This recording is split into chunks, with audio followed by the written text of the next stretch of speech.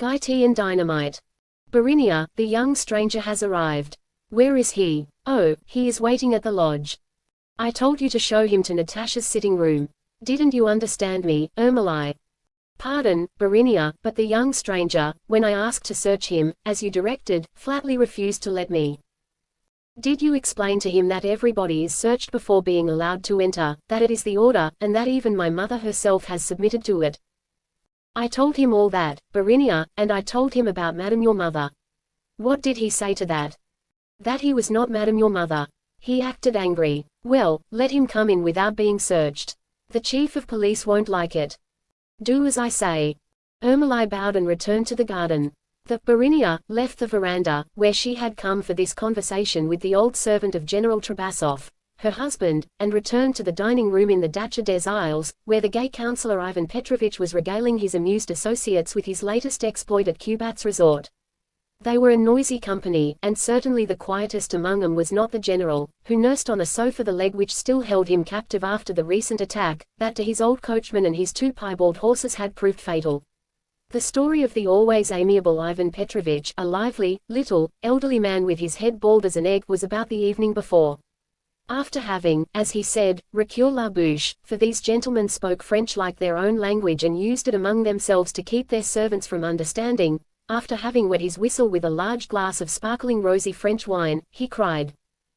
You would have laughed, Fyodor Fyodorovitch. We had sung songs on the bark and then the Bohemians left with their music and we went out onto the river bank to stretch our legs and cool our faces in the freshness of the dawn, when a company of Cossacks of the Guard came along.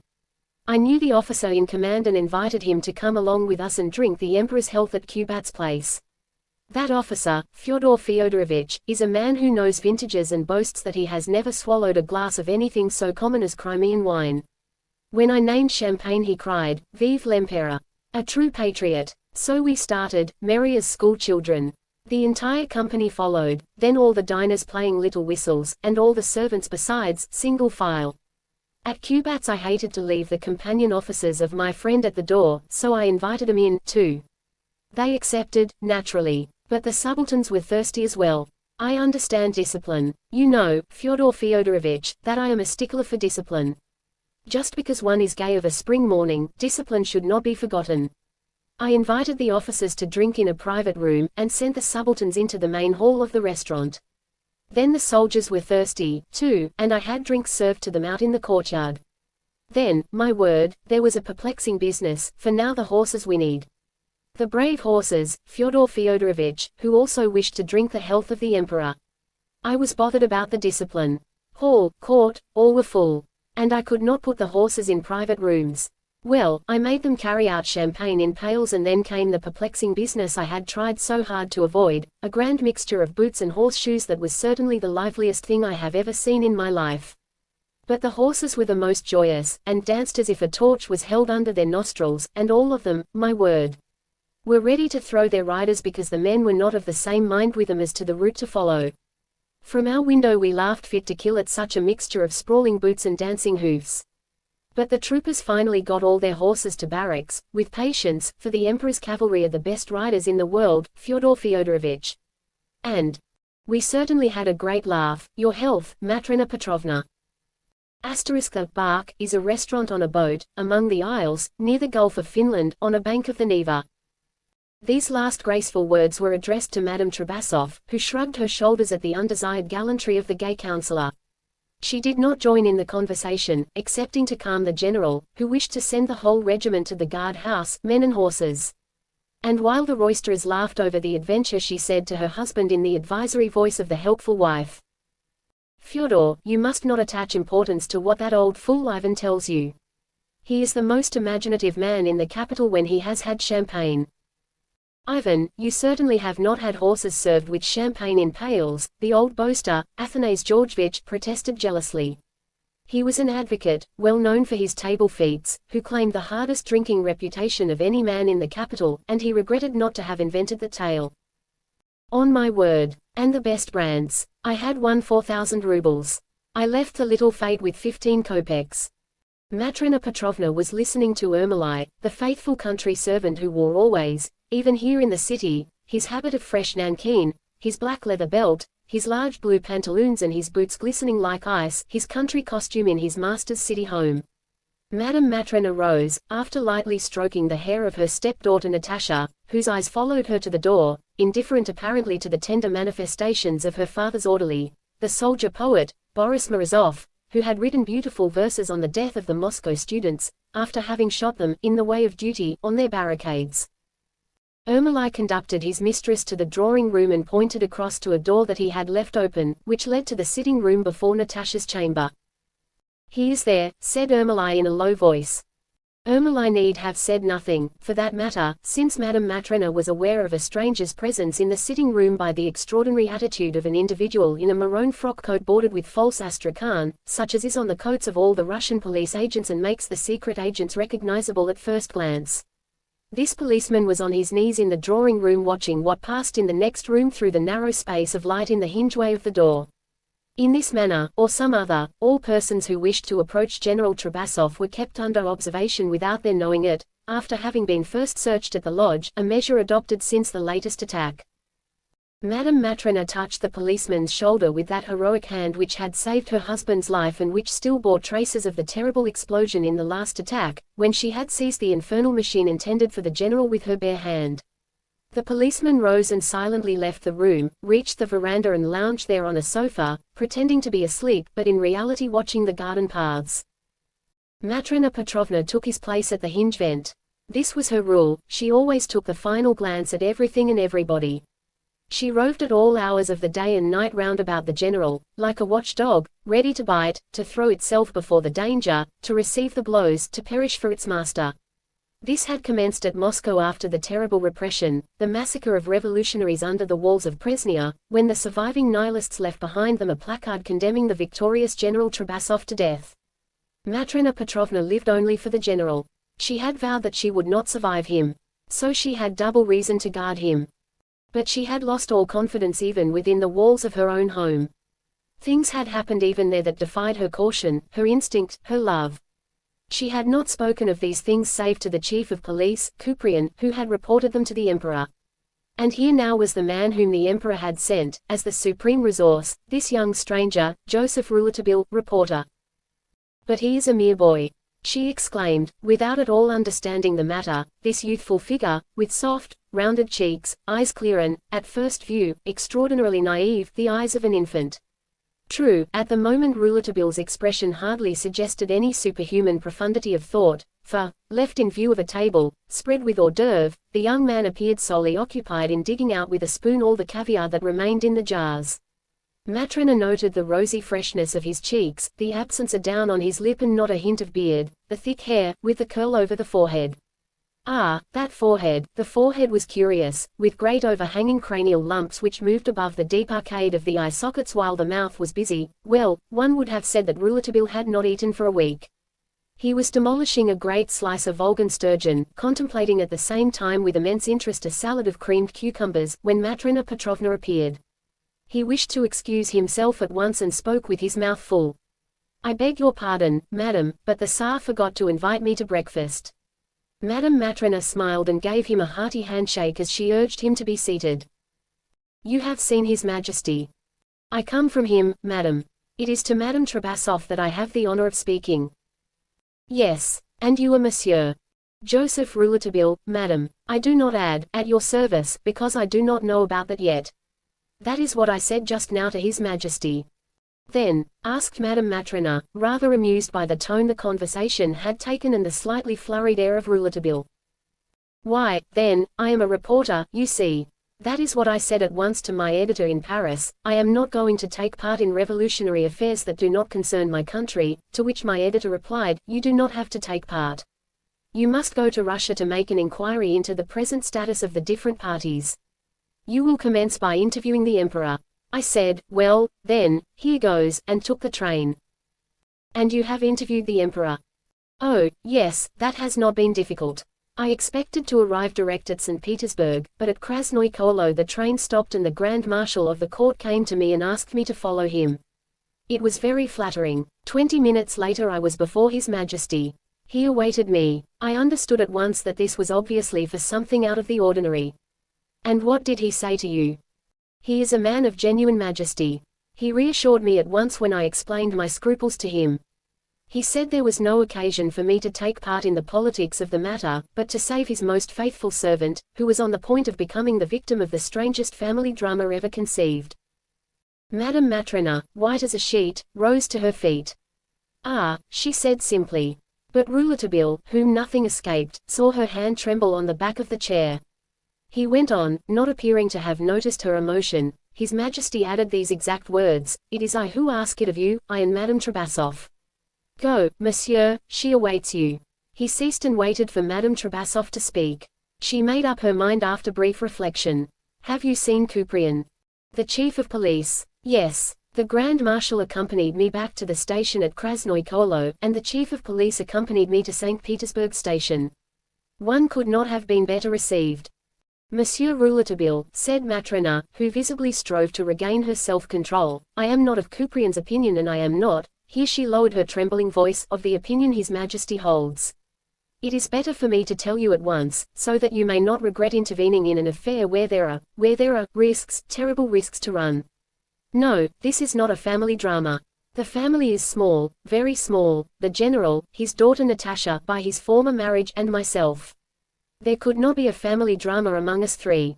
It is simply about my husband, monsieur, who did his duty as a soldier in defending the throne of his sovereign, my husband whom they mean to assassinate. There is nothing else, no other situation, my dear little guest." To hide her distress she started to carve a slice of jellied veal and carrot. "You have not eaten, you are hungry. It is dreadful, my dear young man. See, you must dine with us, and then, you will say adieu. Yes, you will leave me all alone. I will undertake to save him all alone. Certainly, I will undertake it." A tear fell on the slice she was cutting. Rouletabille, who felt the brave woman's emotion affecting him also, braced himself to keep from showing it. "I am able to help you a little all the same," he said. "Monsieur Couprian has told me that there is a deep mystery. It is my vocation to get to the bottom of mysteries.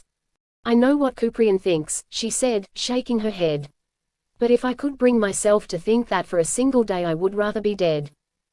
The good Matrena Petrovna lifted her beautiful eyes to Rouletabille, brimming with the tears she held back. She added quickly, "But eat now, my dear guest, eat. My dear child, you must forget what Couprian has said to you, when you are back in France." "I promise you that, madam. It is the Emperor who has caused you this long journey. For me, I did not wish it." "Has he, indeed, so much confidence in you?" she asked naively, gazing at him fixedly through her tears. "Madam, I was just about to tell you. I have been active in some important matters that have been reported to him, and then sometimes your Emperor is allowed to see the papers.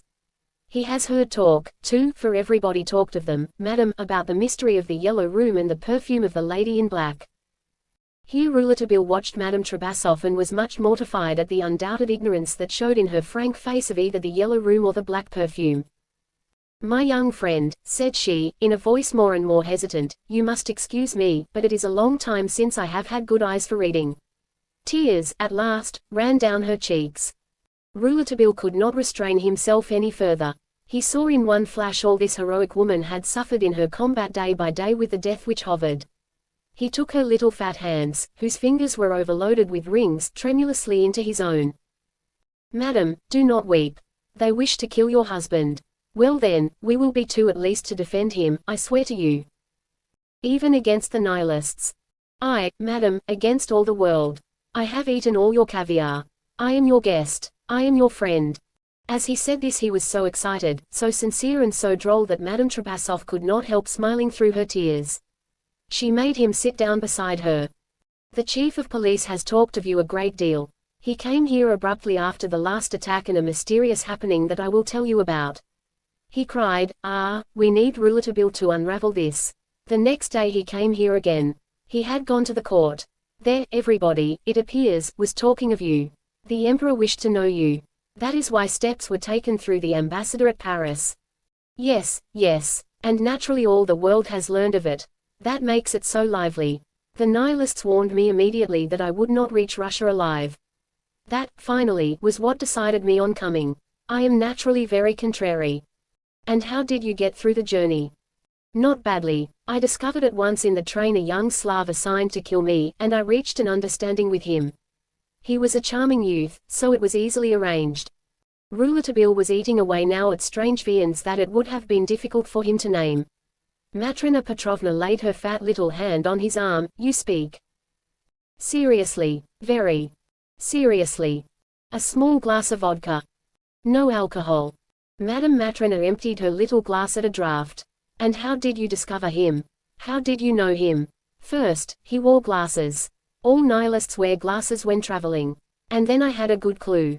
A minute before the departure from Paris I had a friend go into the corridor of the sleeping car, a reporter who would do anything I said without even wanting to know why. I said, you call out suddenly and very loud, hello, here is Rouletabille. So he called, hello, here is Rouletabille, and all those who were in the corridor turned and all those who were already in the compartments came out, excepting the man with the glasses. Then I was sure about him. Madame Trabasov looked at Rouletabille, who turned as red as the comb of a rooster and was rather embarrassed at his fatuity. That deserves a rebuff, I know, madam, but from the moment the Emperor of all the Russias had desired to see me I could not admit that any mere man with glasses had not the curiosity to see what I looked like. It was not natural. As soon as the train was off I sat down by this man and told him who I thought he was. I was right. He removed his glasses and, looking me straight in the eyes, said he was glad to have a little talk with me before anything unfortunate happened. A half-hour later the Entente Cordiale was signed. I gave him to understand that I was coming here simply on business as a reporter and that there was always time to check me if I should be indiscreet. At the German frontier he left me to go on, and returned tranquilly to his nitroglycerine. You are a marked man also, my poor boy. Oh, they have not got us yet. Matrona Petrovna coughed. That overwhelmed her. With what calmness this boy that she had not known an hour proposed to share the dangers of a situation that excited general pity but from which the bravest kept aloof either from prudence or dismay. Ah, my friend, a little of this fine smoked Hamburg beef. But the young man was already pouring out fresh yellow beer. There, said he. Now, madam, I am listening. Tell me first about the earliest attack. Now, said Matrona, we must go to dinner. Rouletabille looked at her wide-eyed. But, madam, what have I just been doing? Madame Matrona smiled. All these strangers were alike. Because they had eaten some hors d'oeuvre, some Zakowskis, they imagined their host would be satisfied. They did not know how to eat. We will go to the dining room. The general is expecting you. They are at table. I understand I am supposed to know him. Yes, you have met in Paris. It is entirely natural that in passing through St. Petersburg you should make him a visit. You know him very well indeed, so well that he opens his home to you. Ah, yes, my stepdaughter also, she flushed a little. Natasha believes that her father knows you. She opened the door of the drawing room, which they had to cross in order to reach the dining room. From his present position Rouletabille could see all the corners of the drawing room, the veranda, the garden and the entrance lodge at the gate. In the veranda the man in the maroon frock coat trimmed with false astrakhan seemed still to be asleep on the sofa. In one of the corners of the drawing room another individual, silent and motionless as a statue, dressed exactly the same, in a maroon frock coat with false astrakhan, stood with his hands behind his back seemingly struck with general paralysis at the sight of a flaring sunset which illumined as with a torch the golden spires of Saints Peter and Paul. And in the garden and before the lodge 3 others dressed in maroon roved like souls in pain over the lawn or back and forth at the entrance. Rouletabille motioned to Madame Matrona, stepped back into the sitting room and closed the door. Police? He asked. Matrona Petrovna nodded her head and put her finger to her mouth in a naive way, as one would caution a child to silence. Rouletabille smiled. How many are there? 10, relieved every 6 hours. That makes 40 unknown men around your house each day. Not unknown, she replied. Police. Yet, in spite of them, you have had the affair of the bouquet in the general's chamber. No, there were only 3 then. It is since the affair of the bouquet that there have been 10. It hardly matters. It is since these 10 that you have had. What? She demanded anxiously. You know well, the flooring. H.H. She glanced at the door, watching the policeman statuesque before the setting sun. No one knows that, not even my husband. So M. Couprian told me. Then it is you who have arranged for these 10 police agents.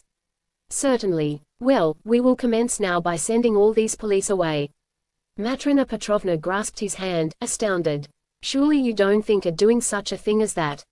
Yes, we must know where the blow is coming from. You have 4 different groups of people around here: the police, the domestics, your friends, your family. Get rid of the police first. They must not be permitted to cross your threshold. They have not been able to protect you. You have nothing to regret.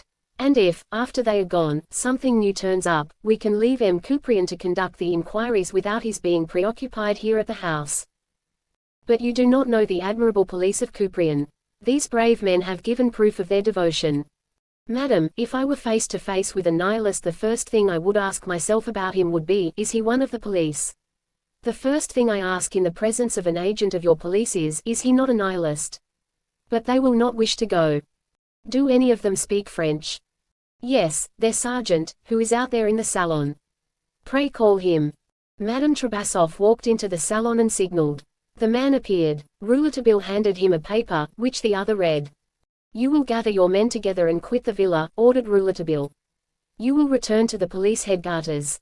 Say to M. Couprian that I have commanded this and that I require all police service around the villa to be suspended until further orders. The man bowed, appeared not to understand, looked at Madame Trabassoff and said to the young man, At your service. He went out. Wait here a moment, urged Madame Trabassoff, who did not know how to take this abrupt action and whose anxiety was really painful to see.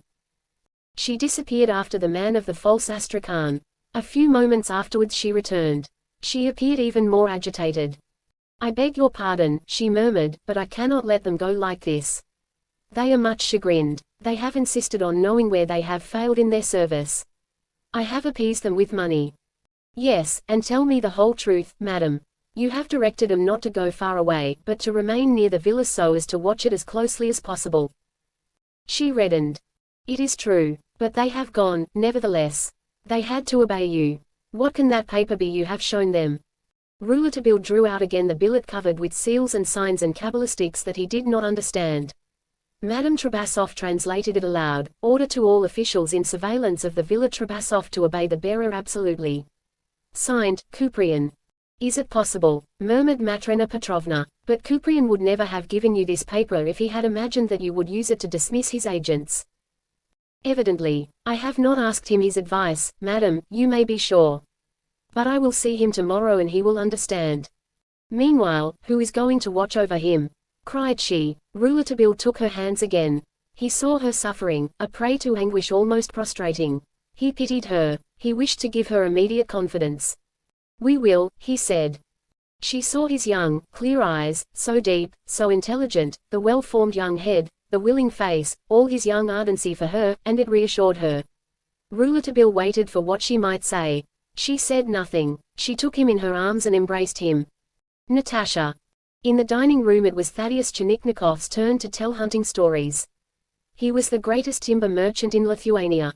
He owned immense forests and he loved Fyodor Fyodorovich Asterisk as a brother, for they had played together all through their childhood, and once he had saved him from a bear that was just about to crush his skull as one might knock off a hat. General Trabassov's father was governor of Courland at that time, by the grace of God, and the little father, Thaddeus, who was just 13 years old, killed the bear with a single stroke of his boar spear, and just in time. Close ties were knit between the two families by this occurrence, and though Thaddeus was neither noble-born nor a soldier, Fyodor considered him his brother and felt toward him as such. Now Thaddeus had become the greatest timber merchant of the western provinces, with his own forests and also with his massive body, his fat, oily face, his bull neck and his ample paunch. He quitted everything at once, all his affairs, his family, as soon as he learned of the first attack, to come and remain by the side of his dear comrade Fyodor. He had done this after each attack, without forgetting one. He was a faithful friend. But he fretted because they might not go bear hunting as in their youth. Where, he would ask, are there any bears remaining in Courland, or trees for that matter, what you could call trees, growing since the days of the Grand Dukes of Lithuania, giant trees that threw their shade right up to the very edge of the towns. Where were such things nowadays? Thaddeus was very amusing, for it was he, certainly, who had cut 'em away tranquilly enough and watched 'em vanish in locomotive smoke. It was what was called progress. Hunting lost its national character assuredly with tiny new-growth trees which had not had time to grow. And, besides, one nowadays had not time for hunting. All the big game was so far away. Lucky enough if one sees the time to bring down a brace of woodcock early in the morning. At this point in Thaddeus's conversation there was a babble of talk among the convivial gentlemen, for they had all the time in the world at their disposal and could not see why he should be so concerned about snatching a little while at morning or evening, or at midday for that matter. Champagne was flowing like a river when Rouletabille was brought in by Matrena Petrovna. The general, whose eyes had been on the door for some time, cried at once, as though responding to a cue. "Ah, my dear Rouletabille. I have been looking for you. Our friends wrote me you were coming to St. Petersburg." In this story according to Russian habit General Trabasov is called alternately by that name or the family name Fyodor Fyodorovich, and Madame Trabasov by that name or her family name, Matrena Petrovna. Translator's note. Rouletabille hurried over to him and they shook hands like friends who meet after a long separation.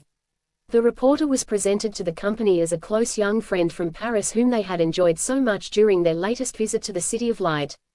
Everybody inquired for the latest word of Paris as of a dear acquaintance. "How is everybody at Maxim's?" urged the excellent Athanase Georgevitch.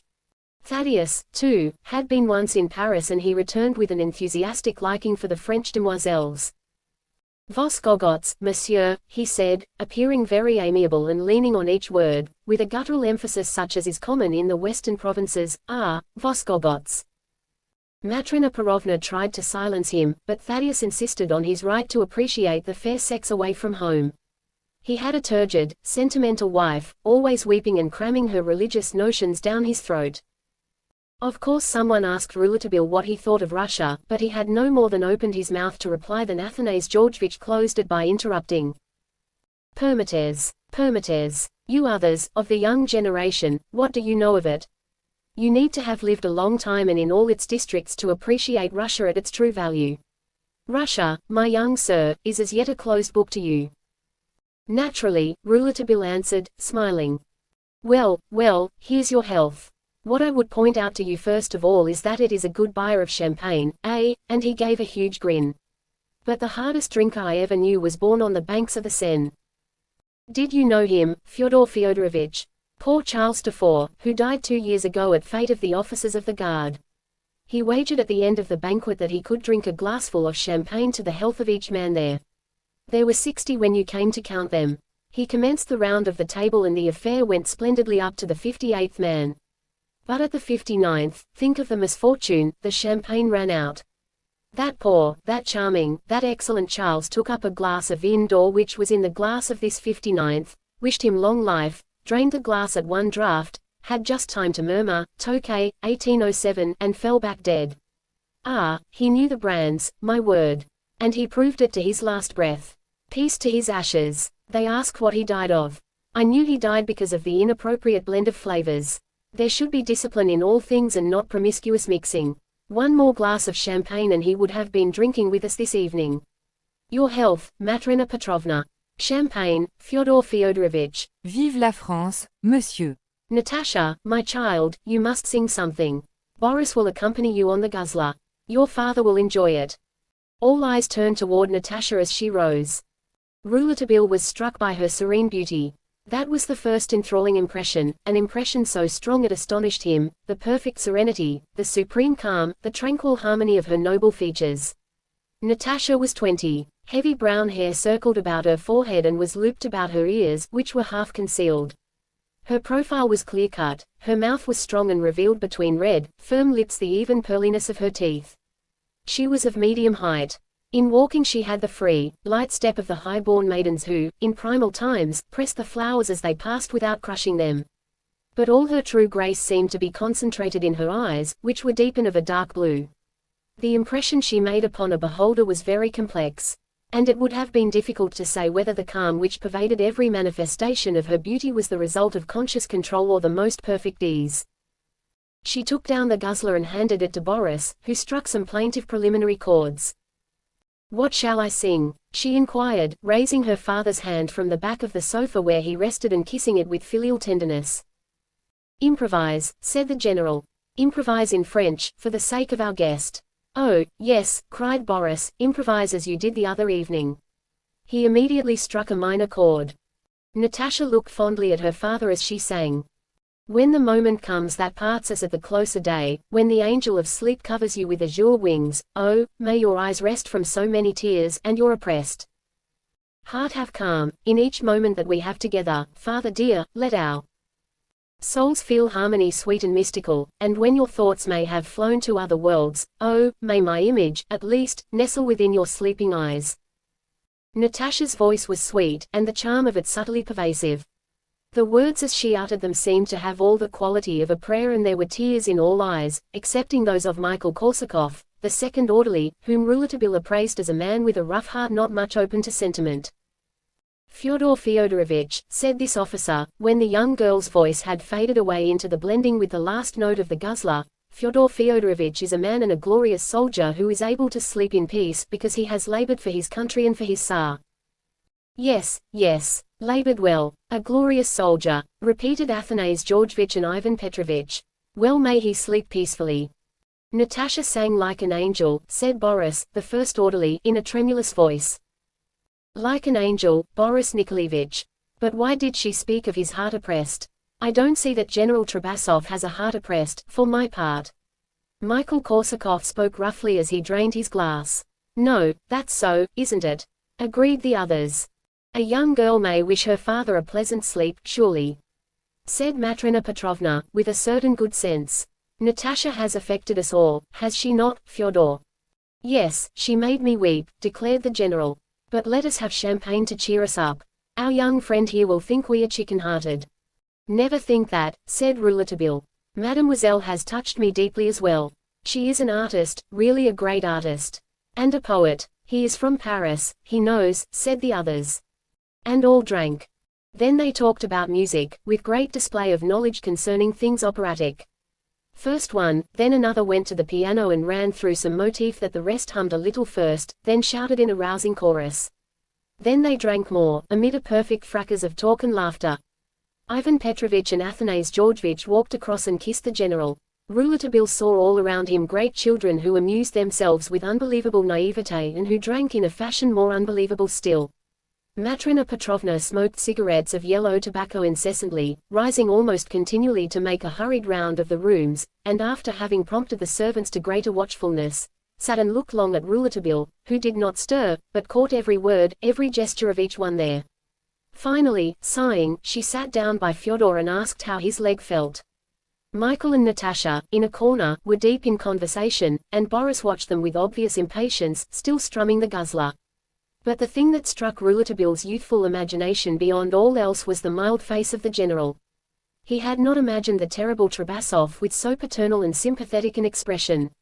The Paris papers had printed redoubtable pictures of him, more or less authentic, but the arts of photography and engraving had cut vigorous, rough features of an official, who knew no pity. Such pictures were in perfect accord with the idea one naturally had of the dominating figure of the government at Moscow, the man who, during 8 days, the Red Week, had made so many corpses of students and workmen that the halls of the university and the factories had opened their doors since in vain. The dead would have had to arise for those places to be peopled. Days of terrible battle where in one quarter or another of the city there was naught but massacre or burnings, until Matrona Petrovna and her stepdaughter, Natasha, all the papers told of it, had fallen on their knees before the general and begged terms for the last of the revolutionaries, at bay in the Presnia quarter, and had been refused by him. War is war, had been his answer, with irrefutable logic. How can you ask mercy for these men who never give it? Be it said for the young men of the barricades that they never surrendered, and equally be it said for Trubasov that he necessarily shot them. If I had only myself to consider, the general had said to a Paris journalist, I could have been gentle as a lamb with these unfortunates, and so I should not now myself be condemned to death. After all, I fail to see what they reproached me with. I have served my master as a brave and loyal subject, no more, and, after the fighting, I have let others ferret out the children that had hidden under their mothers' skirts. Everybody talks of the repression of Moscow, but let us speak, my friend, of the Commune. There was a piece of work I would not have done, to massacre within a court an unresisting crowd of men, women and children. I am a rough and faithful soldier of His Majesty, but I am not a monster, and I have the feelings of a husband and father, my dear monsieur. Tell your readers that, if you care to, and do not surmise further about whether I appear to regret being condemned to death. Certainly what stupefied Rouletabille now was this staunch figure of the condemned man who appeared so tranquilly to enjoy his life. When the general was not furthering the gaiety of his friends, he was talking with his wife and daughter, who adored him and continually fondled him, and he seemed perfectly happy. With his enormous grizzly moustache, his ruddy color, his keen, piercing eyes, he looked the typical spoiled father. The reporter studied all these widely different types and made his observations while pretending to a ravenous appetite, which served, moreover, to fix him in the good graces of his hosts of the Dacha des Isles. But, in reality, he passed the food to an enormous bulldog under the table, in whose good graces he was also thus firmly planting himself. As Trabasov had prayed his companions to let his young friend satisfy his ravening hunger in peace, they did not concern themselves to entertain him. Then, too, the music served to distract attention from him, and at a moment somewhat later, when Matrona Petrovna turned to speak to the young man, she was frightened at not seeing him. Where had he gone? She went out into the veranda and looked. She did not dare to call. She walked into the grand salon and saw the reporter just as he came out of the sitting room. "Where were you?" she inquired. "The sitting room is certainly charming, and decorated exquisitely," complimented Rouletabille. "It seems almost a boudoir." "It does serve as a boudoir for my stepdaughter, whose bedroom opens directly from it. You see the door there. It is simply for the present that the luncheon table is set there, because for some time the police have preempted the veranda." "Is your dog a watchdog, madam?" asked Rouletabille, caressing the beast, which had followed him. "Cor is faithful and had guarded us well hitherto. He sleeps now, then?" "Yes. Couprian has him shut in the lodge to keep him from barking nights. Couprian fears that if he is out he will devour one of the police who watch in the garden at night. I wanted him to sleep in the house, or by his master's door, or even at the foot of the bed, but Couprian said, no, no, no dog. Don't rely on the dog. Nothing is more dangerous than to rely on the dog. Since then he has kept Cor locked up at night. But I do not understand Couprian's idea." "Monsieur Couprian is right," said the reporter. "Dogs are useful only against strangers." "Oh," gasped the poor woman, dropping her eyes. "Couprian certainly knows his business, he thinks of everything. Come," she added rapidly, as though to hide her disquiet, "do not go out like that without letting me know. They want you in the dining room. I must have you tell me right now about this attempt." In the dining room, in the dining room. In spite of myself," she said in a low voice, "it is stronger than I am. I am not able to leave the general by himself while he is on the ground floor." She drew Rouletabille into the dining room, where the gentlemen were now telling odd stories of street robberies amid loud laughter. Natasha was still talking with Michael Korsakov. Boris, whose eyes never quitted them, was as pale as the wax on his guzzler, which he rattled violently from time to time. Matrona made Rouletabille sit in a corner of the sofa, near her, and, counting on her fingers like a careful housewife who does not wish to overlook anything in her domestic calculations, she said, "There have been 3 attempts, the first 2 in Moscow. The first happened very simply. The general knew he had been condemned to death. They had delivered to him at the palace in the afternoon the revolutionary poster which proclaimed his intended fate to the whole city and country. So Fyodor, who was just about to ride into the city, dismissed his escort. He ordered horses put to a sleigh. I trembled and asked what he was going to do. He said he was going to drive quietly through all parts of the city, in order to show the Muscovites that a governor appointed according to law by the little father and who had in his conscience only the sense that he had done his full duty was not to be intimidated. It was nearly 4 o'clock, toward the end of a winter day that had been clear and bright, but very cold.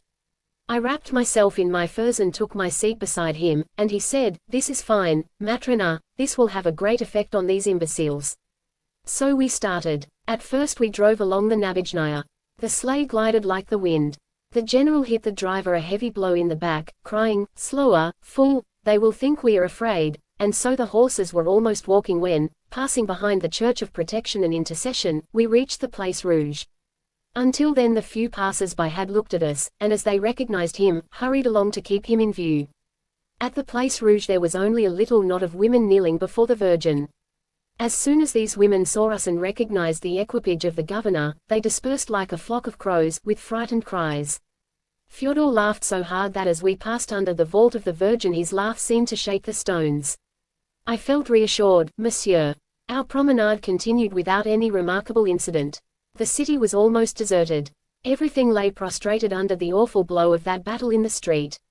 Fyodor said, "Ah, they give me a wide berth, they do not know how much I love them," and all through that promenade he said many more charming and delicate things to me. As we were talking pleasantly under our furs we came to La Place Kudrinsky, La Rue Kudrinsky to be exact. It was just 4 o'clock, and a light mist had commenced to mix with the sifting snow, and the houses to right and left were visible only as masses of shadow. We glided over the snow like a boat along the river in foggy calm. Then, suddenly, we heard piercing cries and saw shadows of soldiers rushing around, with movements that looked larger than human through the mist. Their short whips looked enormous as they knocked some other shadows that we saw down like logs. The general stopped the sleigh and got out to see what was going on. I got out with him. They were soldiers of the famous Semenovsky regiment, who had 2 prisoners, a young man and a child. The child was being beaten on the nape of the neck. It writhed on the ground and cried in torment. It couldn't have been more than 9 years old. The other, the young man, held himself up and marched along without a single cry as the thongs fell brutally upon him. I was appalled. I did not give my husband time to open his mouth before I called to the subaltern who commanded the detachment, "You should be ashamed to strike a child and a Christian like that, which cannot defend itself." The general told him the same thing. Then the subaltern told us that the little child had just killed a lieutenant in the street by firing a revolver, which he showed us, and it was the biggest one I ever have seen, and must have been as heavy for that infant to lift as a small cannon. It was unbelievable. "And the other?" demanded the general. "What has he done?" "He is a dangerous student," replied the subaltern, "who has delivered himself up as a prisoner because he promised the landlord of the house where he lives that he would do it to keep the house from being battered down with cannon." "But that is right of him. Why do you beat him?" "Because he has told us he is a dangerous student." "That is no reason," Fyodor told him. "He will be shot if he deserves it, and the child also, but I forbid you to beat him.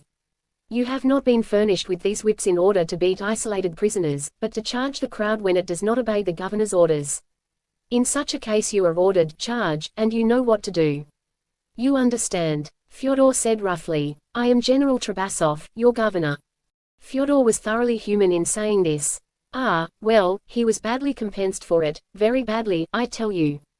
The student was truly dangerous, because he had no sooner heard my husband say, "I am General Trabasov, your governor," than he cried, "Ah, is it you, Trabasov," and drew a revolver from no one knows where and fired straight at the general, almost against his breast. But the general was not hit, happily, nor I either, who was by him and had thrown myself onto the student to disarm him and then was tossed about at the feet of the soldiers in the battle they waged around the student while the revolver was going off. 3 soldiers were killed. You can understand that the others were furious. They raised me with many excuses and, altogether, set to kicking the student in the loins and striking at him as he lay on the ground. The subaltern struck his face a blow that might have blinded him. Fyodor hit the officer in the head with his fist and called, "Didn't you hear what I said?" The officer fell under the blow and Fyodor himself carried him to the sleigh and laid him with the dead men. Then he took charge of the soldiers and led them to the barracks. I followed, as a sort of afterguard. We returned to the palace an hour later. It was quite dark by then, and almost at the entrance to the palace we were shot at by a group of revolutionaries who passed swiftly in 2 sleighs and disappeared in the darkness so fast that they could not be overtaken. I had a ball in my toque. The general had not been touched this time either, but our furs were ruined by the blood of the dead soldiers which they had forgotten to clean out of the sleigh. That was the first attempt, which meant little enough, after all, because it was fighting in the open. It was some days later that they commenced to try assassination. At this moment Ermolai brought in 4 bottles of champagne and Thaddeus struck lightly on the piano. "Quickly, madam, the second attempt," said Rouletabille, who was acting hasty notes on his cuff, never ceasing, meanwhile, to watch the convivial group and listening with both ears wide open to Matrona. The second happened still in Moscow. We had had a jolly dinner because we thought that at last the good old days were back and good citizens could live in peace, and Boris had tried out the guzzler singing songs of the Ural country to please me, he is so fine and sympathetic. Natasha had gone somewhere or other. The sleigh was waiting at the door and we went out and got in. Almost instantly there was a fearful noise, and we were thrown out into the snow, both the general and me. There remained no trace of sleigh or coachman. The 2 horses were disemboweled, 2 magnificent piebald horses, my dear young monsieur, that the general was so attached to. As to Fyodor, he had that serious wound in his right leg, the calf was shattered. I simply had my shoulder a little wrenched, practically nothing. The bomb had been placed under the seat of the unhappy coachman, whose hat alone we found, in a pool of blood. From that attack the general lay 2 months in bed. In the second month they arrested 2 servants who were caught one night on the landing leading to the upper floor, where they had no business, and after that I sent at once for our old domestics in Oral to come and serve us. It was discovered that these detected servants were in touch with the revolutionaries, so they were hanged. The emperor appointed a provisional governor, and now that the general was better we decided on a convalescence for him in the midi of France. We took train for St. Petersburg, but the journey started high fever in my husband and reopened the wound in his calf. The doctors ordered absolute rest and so we settled here in the Dacha des Isles. Since then, not a day has passed without the general receiving an anonymous letter telling him that nothing can save him from the revenge of the revolutionaries. He is brave and only smiles over them, but for me, I know well that so long as we are in Russia we have not a moment's security. So I watch him every minute and let no one approach him except his intimate friends and us of the family. I have brought an old Nugnia who watched me grow up, Ermolai, and the Oral servants. In the meantime, 2 months later, the third attempt suddenly occurred. It is certainly of them all the most frightening, because it is so mysterious, a mystery that has not yet, alas, been solved. But Athanase Georgevich had told a good story, which raised so much hubbub that nothing else could be heard. Fyodor Fyodorovich was so amused that he had tears in his eyes. Rouletabille said to himself as Matrona talked, I never have seen men so gay, and yet they know perfectly they are apt to be blown up altogether any moment. General Trabasov, who had steadily watched Rouletabille, who, for that matter, had been kept in eye by everyone there, said, Monsieur le journalist, you find us very gay. I find you very brave, said Rouletabille quietly. How is that? Said Fyodor Fyodorovich, smiling. You must pardon me for thinking of the things that you seem to have forgotten entirely. He indicated the general's wounded leg. The chances of war, said the general. A leg here, an arm there. But, as you see, I am still here. They will end by growing tired and leaving me in peace. Your health, my friend. Your health, general. You understand, continued Fyodor Fyodorovich, there is no occasion to excite ourselves. It is our business to defend the empire at the peril of our lives. We find that quite natural, and there is no occasion to think of it. I have had terrors enough in other directions, not to speak of the terrors of love, that are more ferocious than you can yet imagine. Look at what they did to my poor friend the chief of the Surat, Boyklikov. He was commendable certainly. There was a brave man. Of an evening, when his work was over, he always left the bureau of the prefecture and went to join his wife and children in their apartment in the Ruelle des Loups. Not a soldier, no guard. The others had every chance. One evening a score of revolutionaries, after having driven away the terrorized servants, mounted to his apartments. He was dining with his family. They knocked and he opened the door. He saw who they were, and tried to speak. They gave him no time. Before his wife and children, mad with terror and on their knees before the revolutionaries, they read him his death sentence. A fine end that to a dinner. As he listened Rouletabille paled and he kept his eyes on the door as if he expected to see it open of itself, giving access to ferocious nihilists of whom one, with a paper in his hand, would read the sentence of death to Fyodor Fyodorovich. Rouletabille's stomach was not yet seasoned to such stories. He almost regretted, momentarily, having taken the terrible responsibility of dismissing the police. After what Kuprian had confided to him of things that had happened in this house, he had not hesitated to risk everything on that audacious decision, but all the same, these stories of nihilists who appear at the end of a meal, death sentence in hand, they haunted him, they upset him. Certainly it had been a piece of foolhardiness to dismiss the police. Well, he asked, conquering his misgivings and resuming, as always, his confidence in himself, then, what did they do then, after reading the sentence? The chief of the Surat knew he had no time to spare. He did not ask for it. The revolutionaries ordered him to bid his family farewell. He raised his wife, his children, clasped them, bade them be of good courage, then said he was ready. They took him into the street. They stood him against a wall. His wife and children watched from a window. A volley sounded. They descended to secure the body, pierced with 25 bullets. That was exactly the number of wounds that were made on the body of little Jacques Swarovski, came in the even tones of Natasha. Oh, you always find an excuse, grumbled the general. Poor Boyklikov did his duty, as I did mine. Yes, Papa, you acted like a soldier. That is what the revolutionaries ought not to forget. But have no fears for us, Papa, because if they kill you we will all die with you. And gaily too, declared Athanase Georgievich.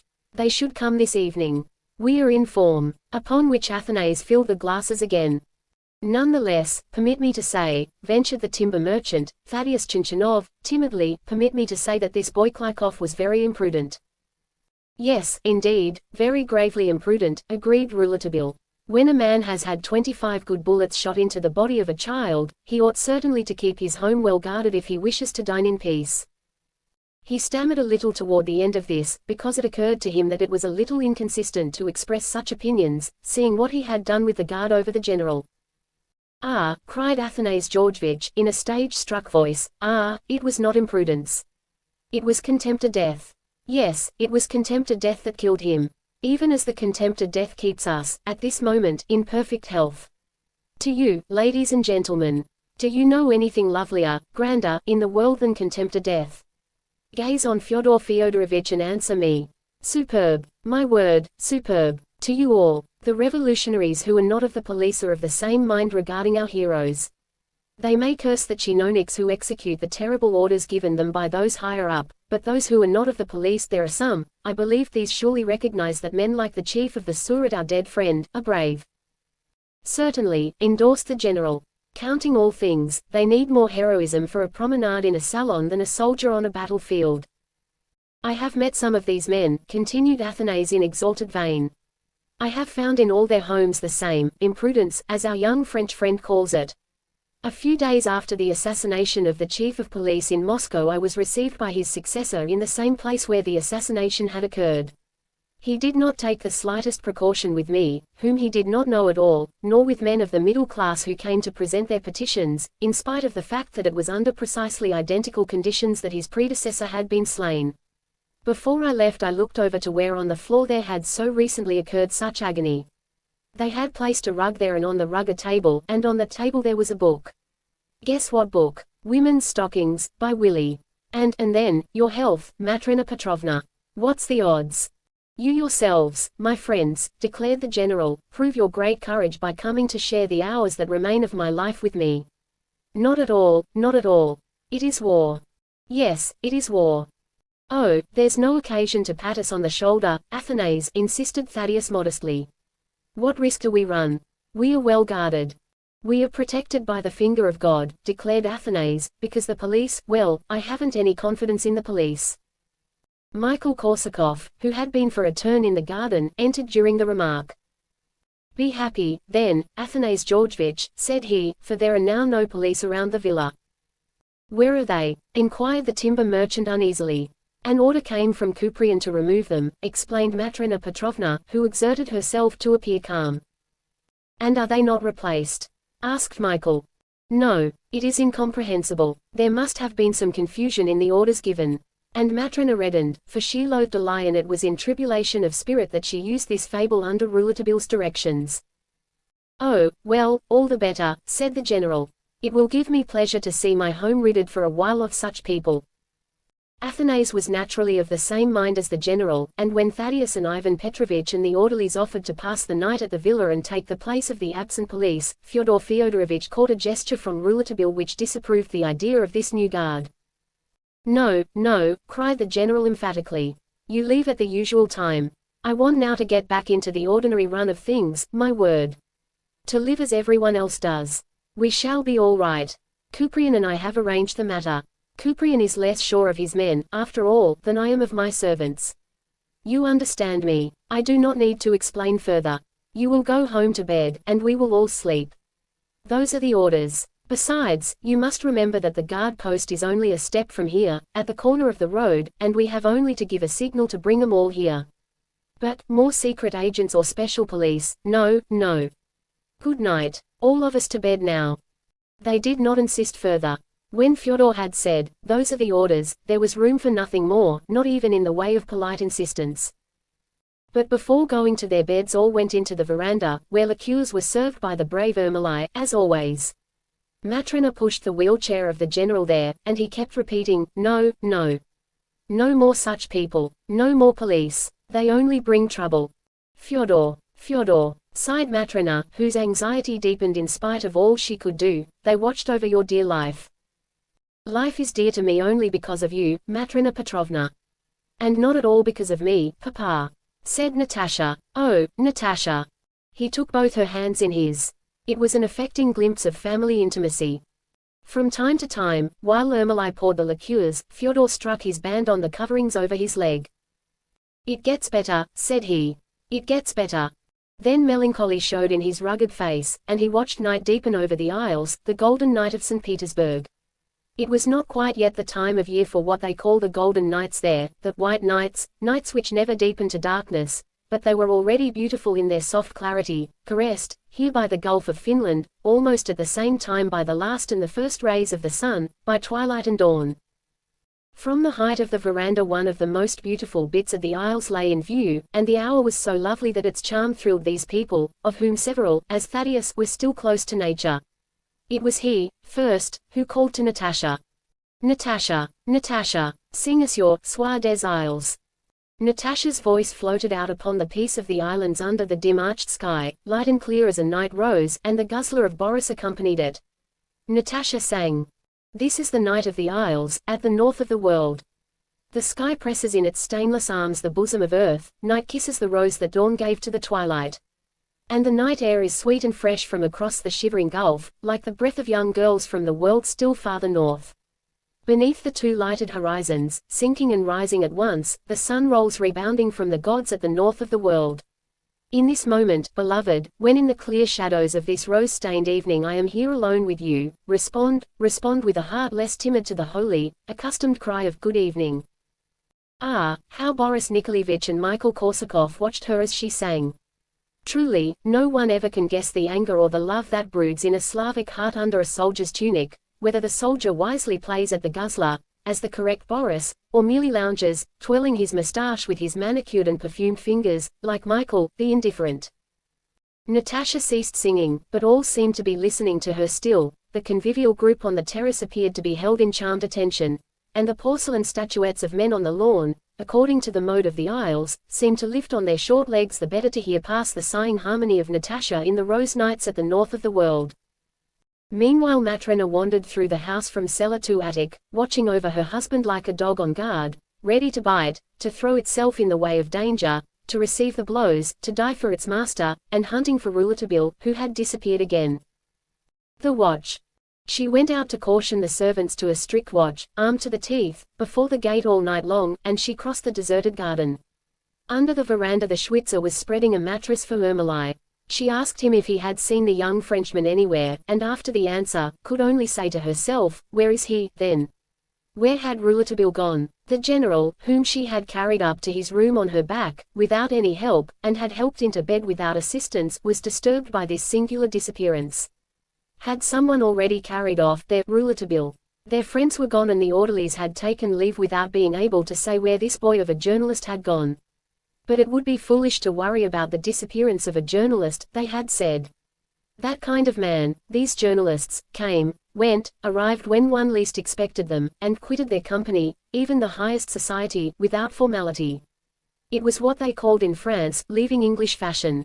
However, it appeared it was not meant to be impolite. Perhaps he had gone to telegraph. A journalist had to keep in touch with the telegraph at all hours. Poor Matrona Petrovna roamed the solitary garden in tumult of heart. There was the light in the general's window on the first floor. There were lights in the basement from the kitchens. There was a light on the ground floor near the sitting room, from Natasha's chamber window. Ah, the night was hard to bear. And this night the shadows weighed heavier than ever on the valiant breast of Matrona. As she breathed she felt as though she lifted all the weight of the threatening night. She examined everything, everything. All was shut tight, was perfectly secure, and there was no one within excepting people she was absolutely sure of, but whom, all the same, she did not allow to go anywhere in the house excepting where their work called them. Each in his place. That made things surer. She wished each one could remain fixed like the porcelain statues of men out on the lawn. Even as she thought it, here at her feet, right at her very feet, a shadow of one of the porcelain men moved, stretched itself out, rose to its knees, grasped her skirt and spoke in the voice of Rouletabille. Ah, good. It was Rouletabille. Himself, dear madam, himself. Why is Ermolai in the veranda? Send him back to the kitchens and tell the Schwitzer to go to bed. The servants are enough for an ordinary guard outside. Then you go in at once, shut the door, and don't concern yourself about me, dear madam. Good night. Rouletabille had resumed, in the shadows, among the other porcelain figures, his pose of a porcelain man.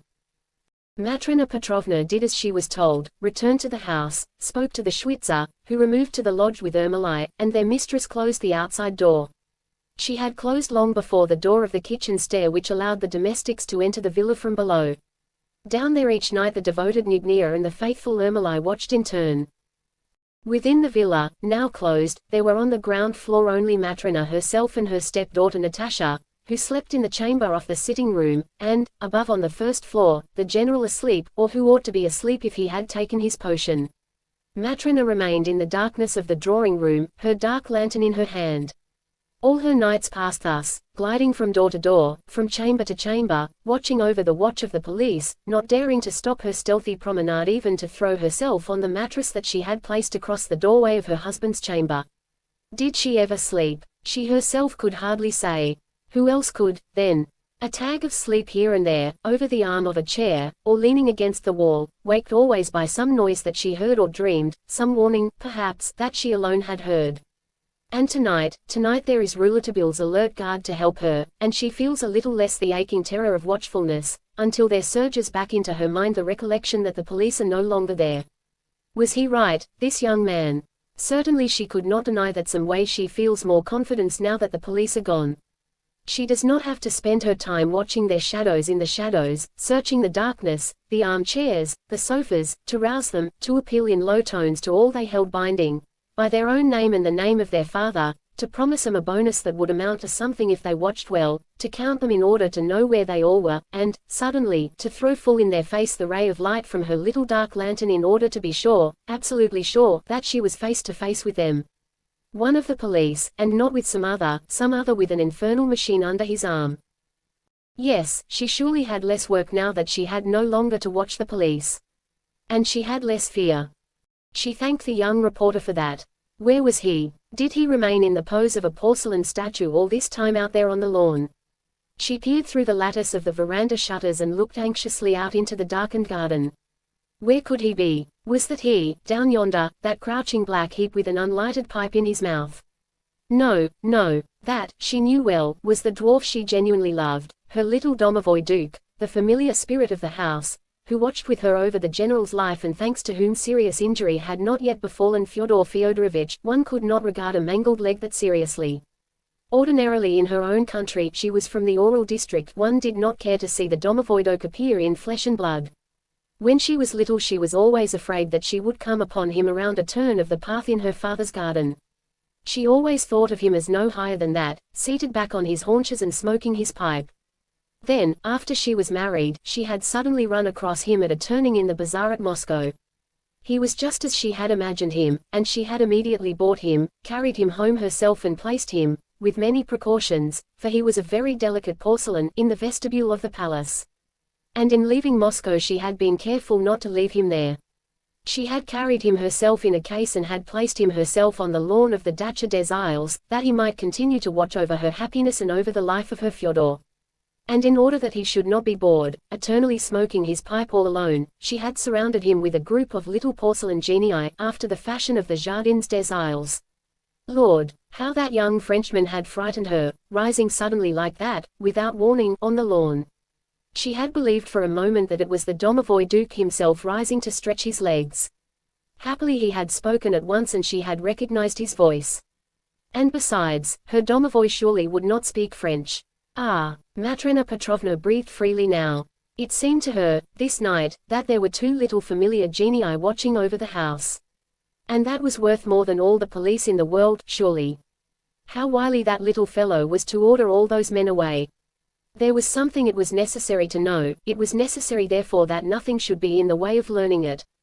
As things were now, the mystery could operate without suspicion or interference. Only one man watched it, and he had not the air of watching. Certainly Rouletabille had not the air of constantly watching anything. He had the manner, out in the night, of an easy little man in porcelain, neither more nor less, yet he could see everything, if anything were there to see, and he could hear everything, if there were anything to hear. One passed beside him without suspecting him, and men might talk to each other without an idea that he heard them, and even talk to themselves according to the habit people have sometimes when they think themselves quite alone. All the guests had departed thus, passing close by him, almost brushing him, had exchanged their adieus, their au revoirs, and all their final, drawn-out farewells. That dear little living domovoi certainly was a rogue. Oh, that dear little domovoi who had been so affected by the tears of Matrena Petrovna. The good, fat, sentimental, heroic woman longed to hear, just then, his reassuring voice. "It is here I am," said the voice of her little living familiar spirit at that instant, and she felt her skirt grasped. She waited for what he should say. She felt no fear, yet she had supposed he was outside the house. Still, after all, she was not too astonished that he was within. He was so adroit. He had entered behind her, in the shadow of her skirts, on all fours, and had slipped away without anyone noticing him, while she was speaking to her enormous, majestic Schwitzer. "So you were here," she said, taking his hand and pressing it nervously in hers. "Yes, yes. I have watched you closing the house. It is a task well done, certainly. You have not forgotten anything. But where were you, dear little demon? I have been into all the corners, and my hands did not touch you." "I was under the table set with hors d'oeuvre in the sitting room." "Ah, under the table of Zakowski's. I have forbidden 'em before now to spread a long hanging cloth there, which obliges me to kick my foot underneath casually in order to be sure there is no one beneath. It is imprudent, very imprudent, such tablecloths. And under the table of Zakowski's have you been able to see or hear anything?" "Madam, do you think that anyone could possibly see or hear anything in the villa when you are watching it alone, when the general is asleep and your stepdaughter is preparing for bed?" "No, no, I do not believe so. I do not. No, oh, Christ." They talk thus very low in the dark, both seated in a corner of the sofa, Rouletabille's hand held tightly in the burning hands of Matrena Petrovna. She sighed anxiously. "And in the garden, have you heard anything?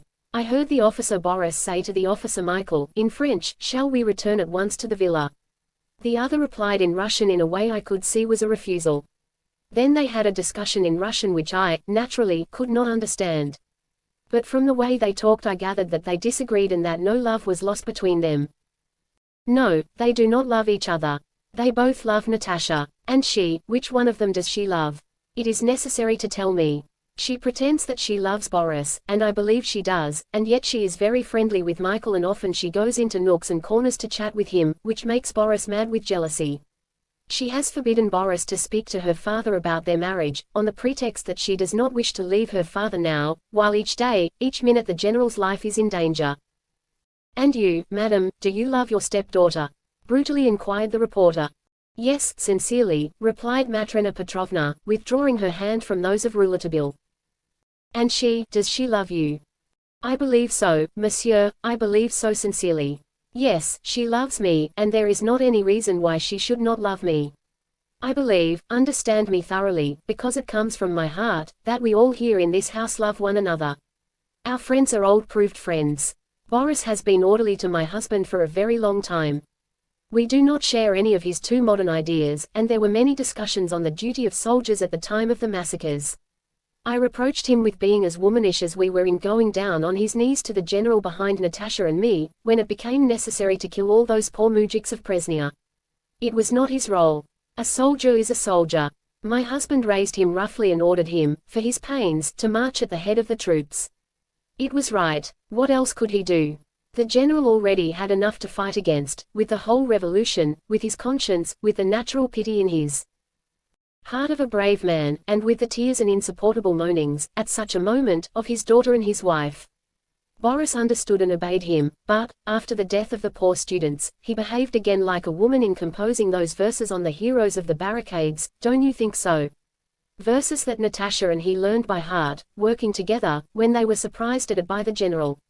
There was a terrible scene. It was before the next to the last attack. The general then had the use of both legs. He stamped his feet and fairly shook the house. "Madam," said Rouletabille, "apropos of the attacks, you must tell me about the third." As he said this, leaning toward her, Matrena Petrovna ejaculated a "Listen." That made him rigid in the night with ear alert. What had she heard? For him, he had heard nothing. "You hear nothing," she whispered to him with an effort. "A tic-tac. No, I hear nothing." You know, like the tick-tack of a clock. Listen. How can you hear the tick-tack? I've noticed that no clocks are running here. Don't you understand? It is so that we shall be able to hear the tick-tack better. Oh, yes, I understand. But I do not hear anything.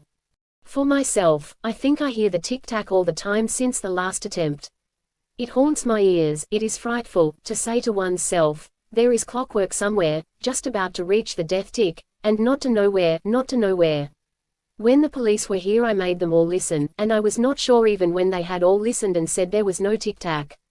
It is terrible to hear it in my ear any moment when I least expect it. Tick-tack, tick-tack. It is the blood beating in my ear, for instance, hard, as if it struck on a sounding board. Why, here are drops of perspiration on my hands. Listen. Ah, this time someone is talking, is crying, said the young man. H.H. And Rouletabille felt the rigid hand of Matrona Petrovna on his arm. It is the general. The general is dreaming. She drew him into the dining room, into a corner where they could no longer hear the moanings. But all the doors that communicated with the dining room, the drawing room and the sitting room remained open behind him, by the secret precaution of Rouletabille. He waited while Matrona, whose breath he heard come hard, was a little behind. In a moment, quite talkative, and as though she wished to distract Rouletabille's attention from the sounds above, the broken words and sighs, she continued. See, you speak of clocks. My husband has a watch which strikes. Well, I have stopped his watch because more than once I have been startled by hearing the tick-tack of his watch in his waistcoat pocket.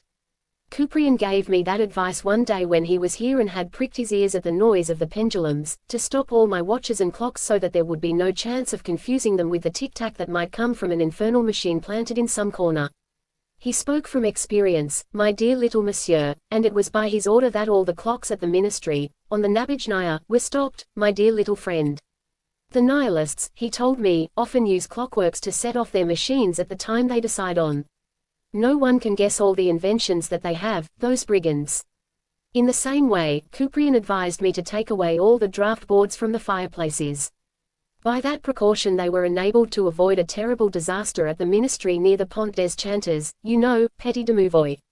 They saw a bomb just as it was being lowered into the fireplace of the minister's cabinet. The nihilists held it by a cord and were up on the roof letting it down the chimney. One of them was caught, taken to Schlüsselburg and hanged. Here you can see that all the draft boards of the fireplaces are cleared away. Actual attack on wit. Madam, interrupted Rouletabille, Matrona Petrovna did not know that no one ever succeeded in distracting Rouletabille's attention. Madam, someone moans still, upstairs. Oh, that is nothing, my little friend. It is the general, who has bad nights. He cannot sleep without a narcotic, and that gives him a fever. I am going to tell you now how the third attack came about.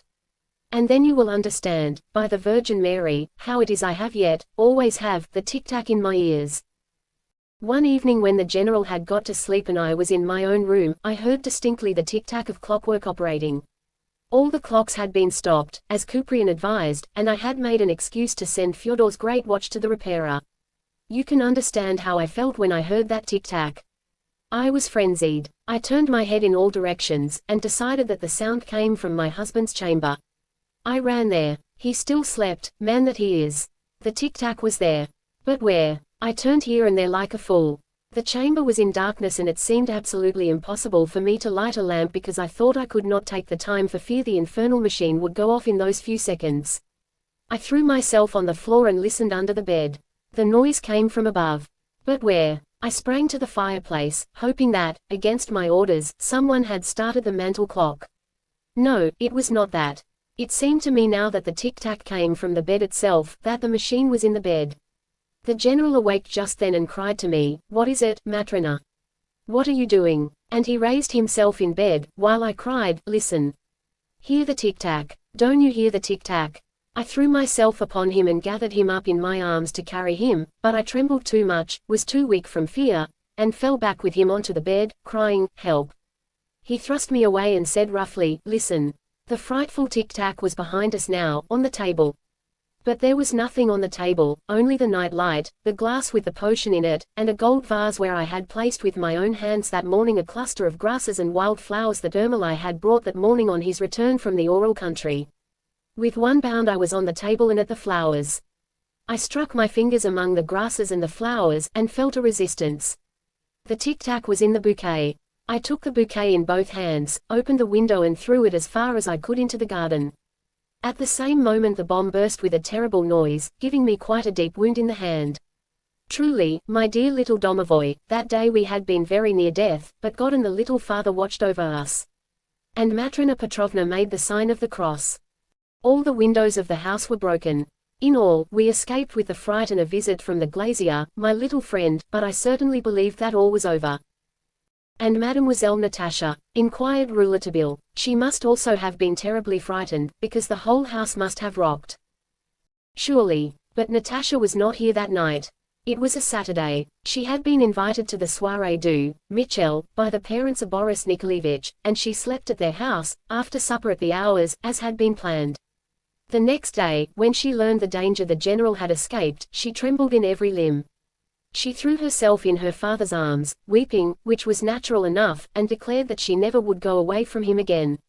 The general told her how I had managed. Then she pressed me to her heart, saying that she never would forget such an action, and that she loved me more than if I were truly her mother. It was all in vain that during the days following we sought to understand how the infernal machine had been placed in the bouquet of wildflowers. Only the general's friends that you saw this evening, Natasha and I, had entered the general's chamber during the day or in the evening. No servant, no chambermaid, had been on that floor. In the daytime as well as all night long that entire floor is closed and I have the keys. The door of the servants' staircase which opens onto that floor, directly into the general's chamber, is always locked and barred on the inside with iron. Natasha and I do the chamber work. There is no way of taking greater precautions. 3 police agents watched over us night and day. The night of the bouquet 2 had spent their time watching around the house, and the 3rd lay on the sofa in the veranda. Then, too, we found all the doors and windows of the villa shut tight. In such circumstances you can judge whether my anguish was not deeper than any I had known hitherto. Because to whom, henceforth, could we trust ourselves? What and whom could we believe? What and whom could we watch? From that day, no other person but Natasha and me have the right to go to the 1st floor. The general's chamber was forbidden to his friends. Anyway, the general improved, and soon had the pleasure of receiving him himself at his table. I carry the general down and take him to his room again on my back. I do not wish anyone to help. I am strong enough for that.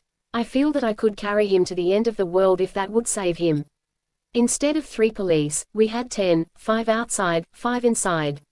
The days went well enough, but the nights were frightful, because the shadows of the police that I encountered always made me fear that I was face to face with the nihilists. One night I almost strangled one with my hand. It was after that incident that we arranged with Kuprian that the agents who watched at night, inside, should stay placed in the veranda, after having, at the end of the evening, made complete examination of everything. They were not to leave the veranda unless they heard a suspicious noise or I called to them.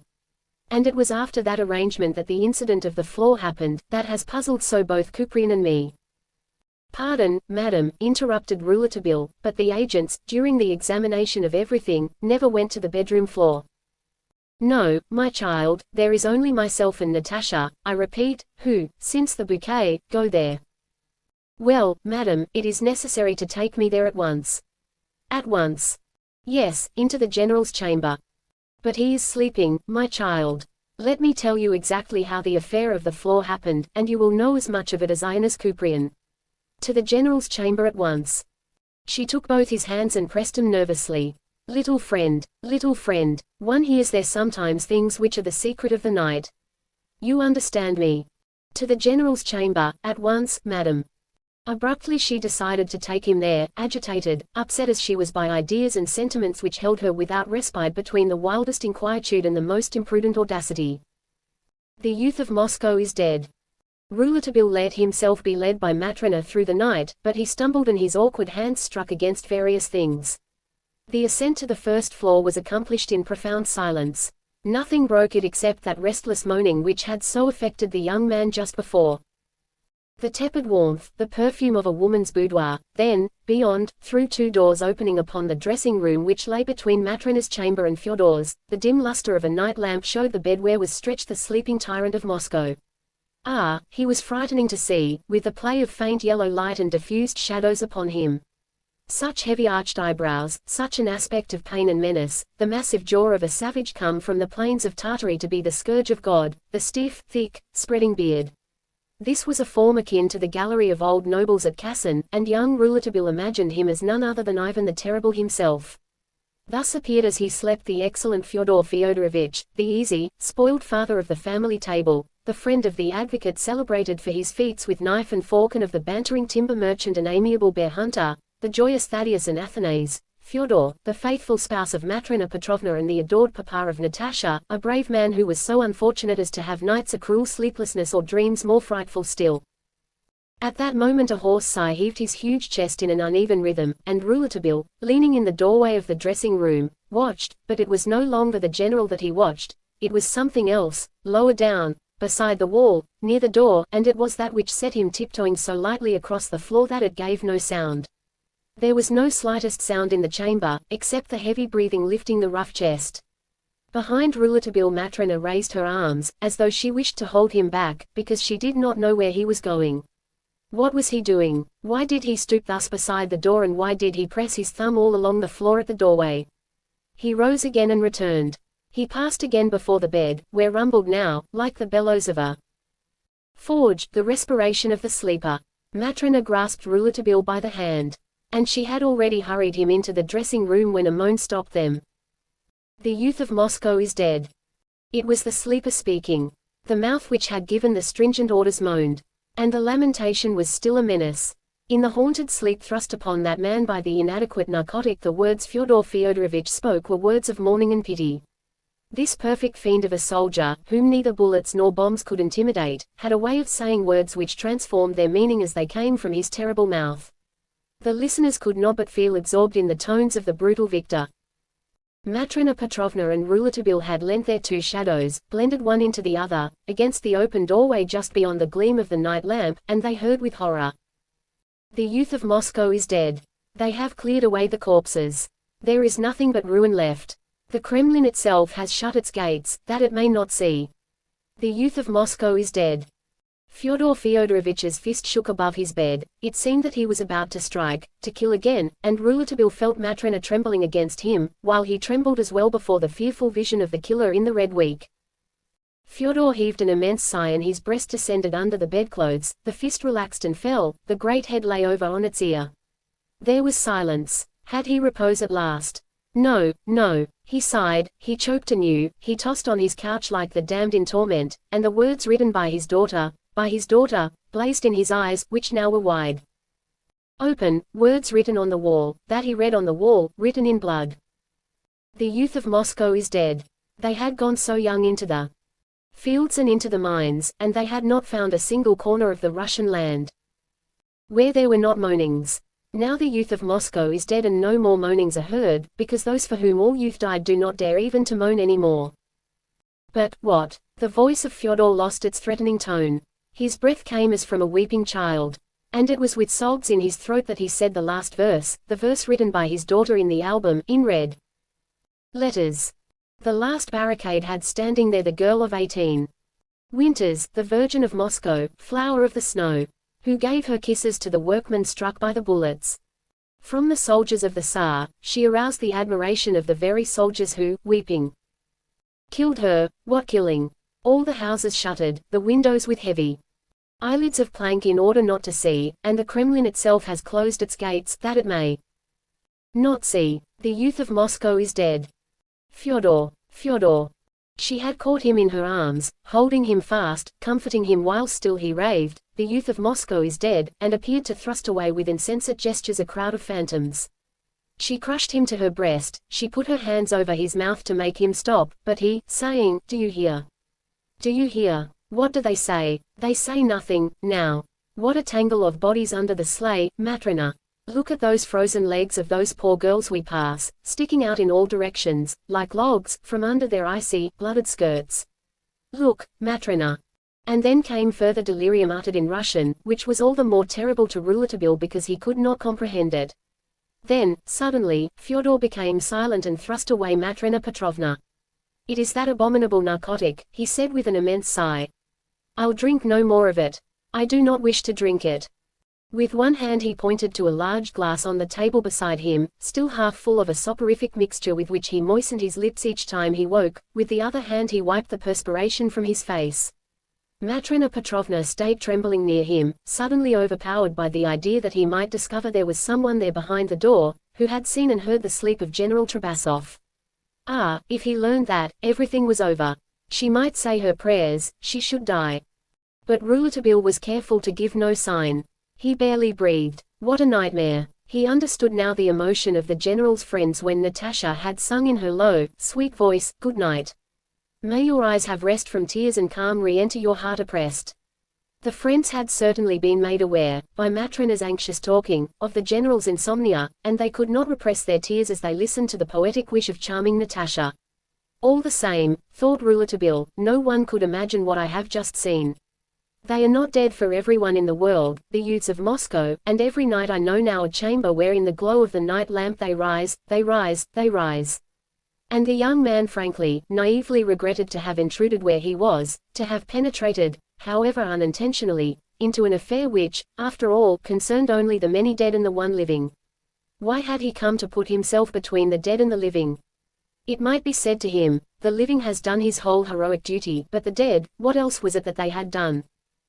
Ah, Rouletabille cursed his curiosity, for, he saw it now, it was the desire to approach the mystery revealed by Kuprian and to penetrate once more, through all the besetting dangers, an astounding and perhaps monstrous enigma, that had brought him to the threshold of the Dacha des Isles, which had placed him in the trembling hands of Matrona Petrovna in promising her his help. He had shown pity, certainly, pity for the delirious distress of that heroic woman. But there had been more curiosity than pity in his motives. And now he must pay, because it was too late now to withdraw, to say casually, "I wash my hands of it." He had sent away the police and he alone remained between the general and the vengeance of the dead. He might desert, perhaps. That one idea brought him to himself, roused all his spirit. Circumstances had brought him into a camp that he must defend at any cost, unless he was afraid. The general slept now, or, at least, with eyelids closed simulated sleep, doubtless in order to reassure poor Matrona who, on her knees beside his pillow, had retained the hand of her terrible husband in her own. Shortly she rose and rejoined Rouletabille in her chamber. She took him then to a little guest chamber where she urged him to get some sleep. He replied that it was she who needed rest. But, agitated still by what had just happened, she babbled. "No, no, after such a scene I would have nightmares myself as well. Ah, it is dreadful. Appalling, appalling. Dear little monsieur, it is the secret of the night. The poor man, poor unhappy man, he cannot tear his thoughts away from it. It is his worst and unmerited punishment, this translation that Natasha has made of Boris's abominable verses. He knows them by heart, they are in his brain and on his tongue all night long, in spite of narcotics, and he says over and over again all the time, 'It is my daughter who has written that, my daughter, my daughter.' It is enough to wring all the tears from one's body, that an aide-de-camp of a general, who himself has killed the youth of Moscow, is allowed to write such verses and that Natasha should take it upon herself to translate them into lovely poetic French for her album. It is hard to account for what they do nowadays, to our misery." She ceased, for just then they heard the floor creak under a step downstairs. Rouletabille stopped Matrona short and drew his revolver. He wished to creep down alone, but he had not time. As the floor creaked a second time, Matrona's anguished voice called down the staircase in Russian, "Who is there?" And immediately the calm voice of Natasha answered something in the same language. Then Matrona, trembling more and more, and very much excited, keeping steadily to the same place as though she had been nailed to the step of the stairway, said in French, "Yes, all is well, your father is resting. Good night, Natasha." They heard Natasha's step cross the drawing-room and the sitting-room. Then the door of her chamber closed. Matrona and Rouletabille descended, holding their breath. They reached the dining-room and Matrona played her dark lantern on the sofa where the general always reclined. The sofa was in its usual place on the carpet. She pushed it back and raised the carpet, laying the floor bare. Then she got onto her knees and examined the floor minutely. She rose, wiping the perspiration from her brow, put the carpet hack in place, adjusted the sofa and dropped upon it with a great sigh. "Well?" demanded Rouletabille. "Nothing at all," said she. "Why did you call so openly?" "Because there was no doubt that it could only be my stepdaughter on the ground floor at that hour." "And why this anxiety to examine the floor again?" I entreat you, my dear little child, do not see in my acts anything mysterious, anything hard to explain. That anxiety you speak of never leaves me. Whenever I have the chance I examine the flooring. Madam, demanded the young man, what was your daughter doing in this room? She came for a glass of mineral water, the bottle is still on the table. Madam, it is necessary that you tell me precisely what Couprian has only hinted to me, unless I am entirely mistaken. The first time that you thought to examine the floor, was it after you heard a noise on the ground floor such as has just happened? Yes, I will tell you all that is necessary. It was the night after the attempt with the bouquet, my dear little monsieur, my dear little domovoi. It seemed to me I heard a noise on the ground floor. I hurried downstairs and saw nothing suspicious at first. Everything was shut tight. I opened the door of Natasha's chamber softly. I wished to ask her if she had heard anything. But she was so fast asleep that I had not the heart to awaken her. I opened the door of the veranda, and all the police, all, you understand, slept soundly. I took another turn around the furniture, and, with my lantern in my hand, I was just going out of the dining room when I noticed that the carpet on the floor was disarranged at one corner. I got down and my hand struck a great fold of carpet near the general's sofa. You would have said that the sofa had been rolled carelessly, trying to replace it in the position it usually occupied. Prompted by a sinister presentiment, I pushed away the sofa and I lifted the carpet. At first glance I saw nothing, but when I examined things closer I saw that a strip of wood did not lie well with the others on the floor. With a knife I was able to lift that strip and I found that 2 nails which had fastened it to the beam below had been freshly pulled out. It was just so I could raise the end of the board a little without being able to slip my hand under. To lift it any more it would be necessary to pull at least half a dozen nails. What could it mean? Was I on the point of discovering some new terrible and mysterious plan? I let the board fall back into place. I spread the carpet back again carefully, put the sofa in its place, and in the morning sent for Couprian. Rouletabille interrupted. You had not, madam, spoken to anyone of this discovery. To no one. Not even to your stepdaughter. No, said the husky voice of Matrona, not even to my stepdaughter. Why? Demanded Rouletabille. Because, replied Matrona, after a moment's hesitation, there were already enough frightening things about the house. I would not have spoken to my daughter any more than I would have said a word to the general. Why add to the disquiet they already suffered so much, in case nothing developed? And what did Couprian say? We examined the floor together, secretly. Couprian slipped his hand under more easily than I had done, and ascertained that under the board, that is to say between the beam and the ceiling of the kitchen, there was a hollow where any number of things might be placed. For the moment the board was still too little released for any maneuver to be possible. Couprian, when he rose, said to me, You have happened, madam, to interrupt the person in her operations. But we are prepared henceforth. We know what she does and she is unaware that we know. Act as though you had not noticed anything, do not speak of it to anyone whatever, and watch.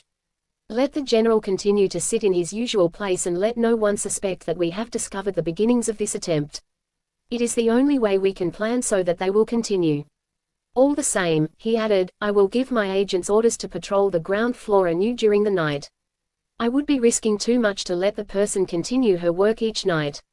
She might continue it so well that she would be able to accomplish it, you understand me. But by day you arrange that the rooms on the ground floor be free from time to time, not for long, but from time to time. I don't know why, but what he said and the way he said it frightened me more than ever. However, I carried out his program.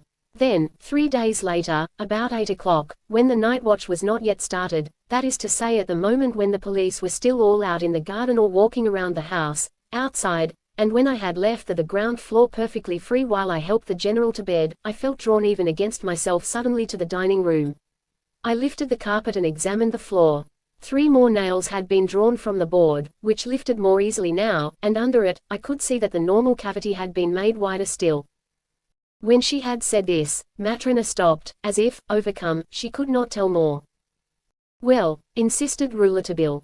Well, I replaced things as I found them and made rapid inquiries of the police and their chief. No one had entered the ground floor. You understand me, no one at all. Neither had anyone come out from it. How could anyone come out if no one had entered?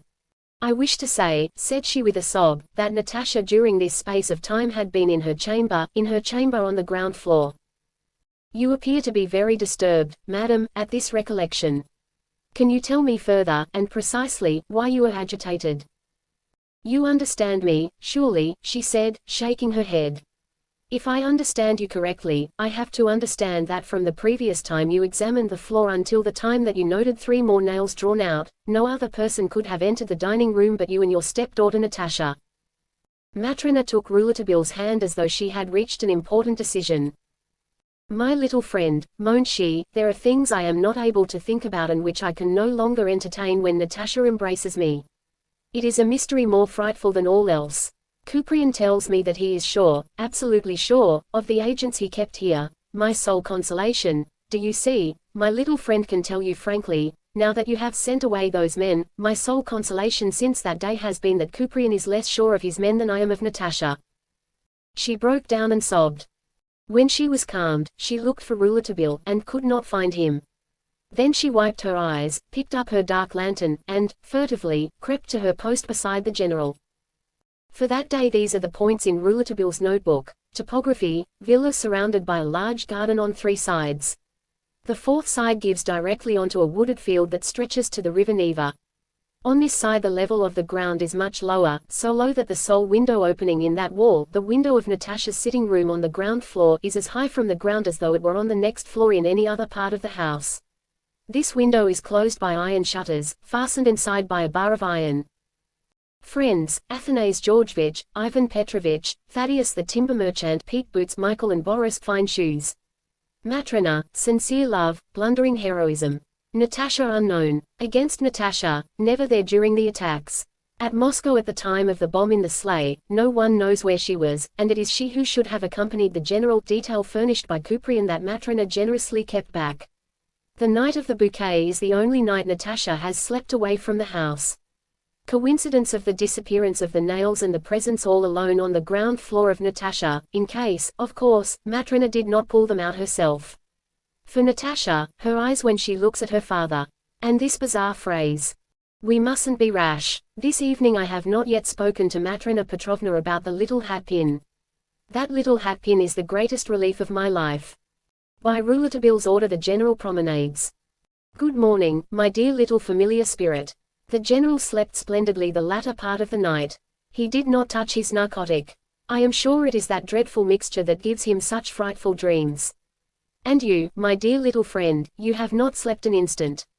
I know it. I felt you going everywhere about the house like a little mouse. Ah, it seems good, so good. I slept so peacefully, hearing the subdued movement of your little steps. Thanks for the sleep you have given me, little friend. Matrona talked on to Rouletabille, whom she had found the morning after the nightmare tranquilly smoking his pipe in the garden. Ah, you smoke a pipe. Now you do certainly look exactly like a dear little domovoi duke. See how much you are alike. He smokes just like you. Nothing new, eh? You do not look very bright this morning. You are worn out. I have just arranged the little guest chamber for you, the only one we have, just behind mine. Your bed is waiting for you. Is there anything you need? Tell me. Everything here is at your service. I'm not in need of anything, madam, said the young man smilingly, after this outpouring of words from the good, heroic dame. How can you say that, dear child? You will make yourself sick. I want you to understand that I wish you to rest. I want to be a mother to you, if you please, and you must obey me, my child. Have you had breakfast yet this morning?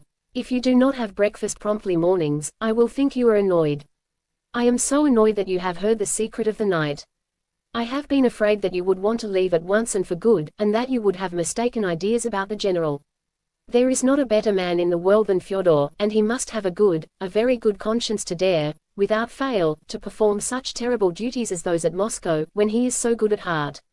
These things are easy enough for wicked people, but for good men who can reason it out, who know what they do and that they are condemned to death into the bargain, it is terrible, it is terrible.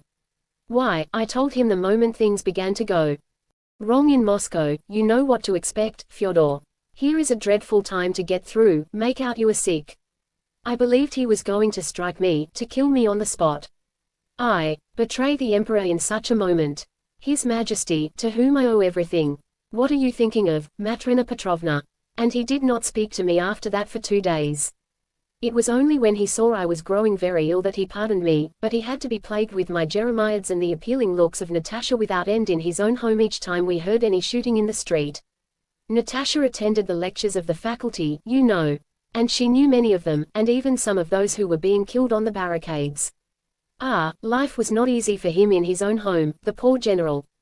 Besides, there was also Boris, whom I love as well, for that matter, as my own child, because I shall be very happy to see him married to Natasha. There was poor Boris who always came home from the attacks paler than a corpse and who could not keep from moaning with us.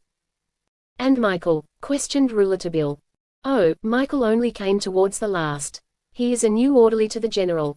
The government at St. Petersburg sent him, because of course they couldn't help learning that Boris rather lacked zeal in repressing the students and did not encourage the general in being as severe as was necessary for the safety of the empire.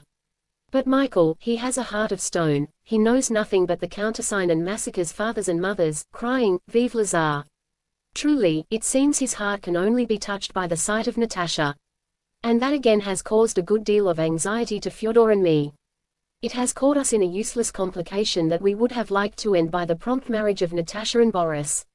But Natasha, to our great surprise, has not wished it to be so.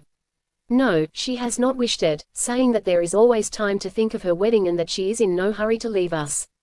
Meantime she entertains herself with this Michael as if she did not fear his passion, and neither has Michael the desperate air of a man who knows the definite engagement of Natasha and Boris. And my stepdaughter is not a coquette. No one can say she is a coquette. At least, no one had been able to say it up to the time that Michael arrived. Can it be that she is a coquette? They are mysterious, these young girls, very mysterious, above all when they have that calm and tranquil look that Natasha always has, a face, monsieur, as you have noticed perhaps, whose beauty is rather passive whatever one says and does. Excepting when the volleys in the streets kill her young comrades of the schools. Then I have seen her almost faint, which proves she has a great heart under her tranquil beauty. Poor Natasha, I have seen her excited as I over the life of her father. My little friend, I have seen her searching in the middle of the night, with me, for infernal machines under the furniture, and then she has expressed the opinion that it is nervous, childish, unworthy of us to act like that, like timid beasts under the sofas, and she has left me to search by myself. True, she never quits the general. She is more reassured, and is reassuring to him, at his side. It has an excellent moral effect on him, while I walk about and search like a beast. And she has become as fatalistic as he, and now she sings verses to the guzzler, like Boris, or talks in corners with Michael, which makes the two enraged each with the other. They are curious, the young women of St. Petersburg and Moscow, very curious. We were not like that in our time, at Oral. We did not try to enrage people. We would have received a box on the ears if we had. Natasha came in upon this conversation, happy, in white voile, fresh and smiling like a girl who had passed an excellent night. She asked after the health of the young man very prettily and embraced Matrona, in truth as one embraces a much-beloved mother. She complained again of Matrona's night watch. You have not stopped it, Mama, you have not stopped it, eh? You are not going to be a little reasonable at last. I beg of you. What has given me such a mother? Why don't you sleep? Night is made for sleep. Kuprian has upset you. All the terrible things are over in Moscow. There is no occasion to think of them any more. That Kuprian makes himself important with his police agents and obsesses us all. I am convinced that the affair of the bouquet was the work of his police. Mademoiselle, said Rouletabille, I have just had them all sent away, all of them, because I think very much the same as you do. Well, then, you will be my friend, Monsieur Rouletabille, I promise you, since you have done that. Now that the police are gone we have nothing more to fear. Nothing. I tell you, Mama, you can believe me and not weep any more, Mama dear. Yes, kiss me.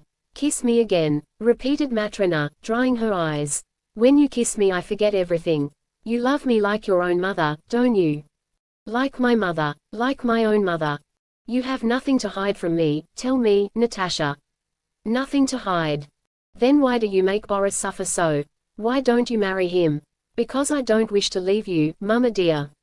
She escaped further parley by jumping up on the garden edge away from Kor, who had just been set free for the day. The dear child, said Matrona, the dear little one, she little knows how much pain she has caused us without being aware of it, by her ideas, her extravagant ideas. Her father said to me one day at Moscow, Matrona Petrovna, I'll tell you what I think, Natasha is the victim of the wicked books that have turned the brains of all these poor rebellious students. Yes, yes, it would be better for her and for us if she did not know how to read, for there are moments, my word, when she talks very wildly, and I have said to myself more than once that with such ideas her place is not in our salon hut behind a barricade.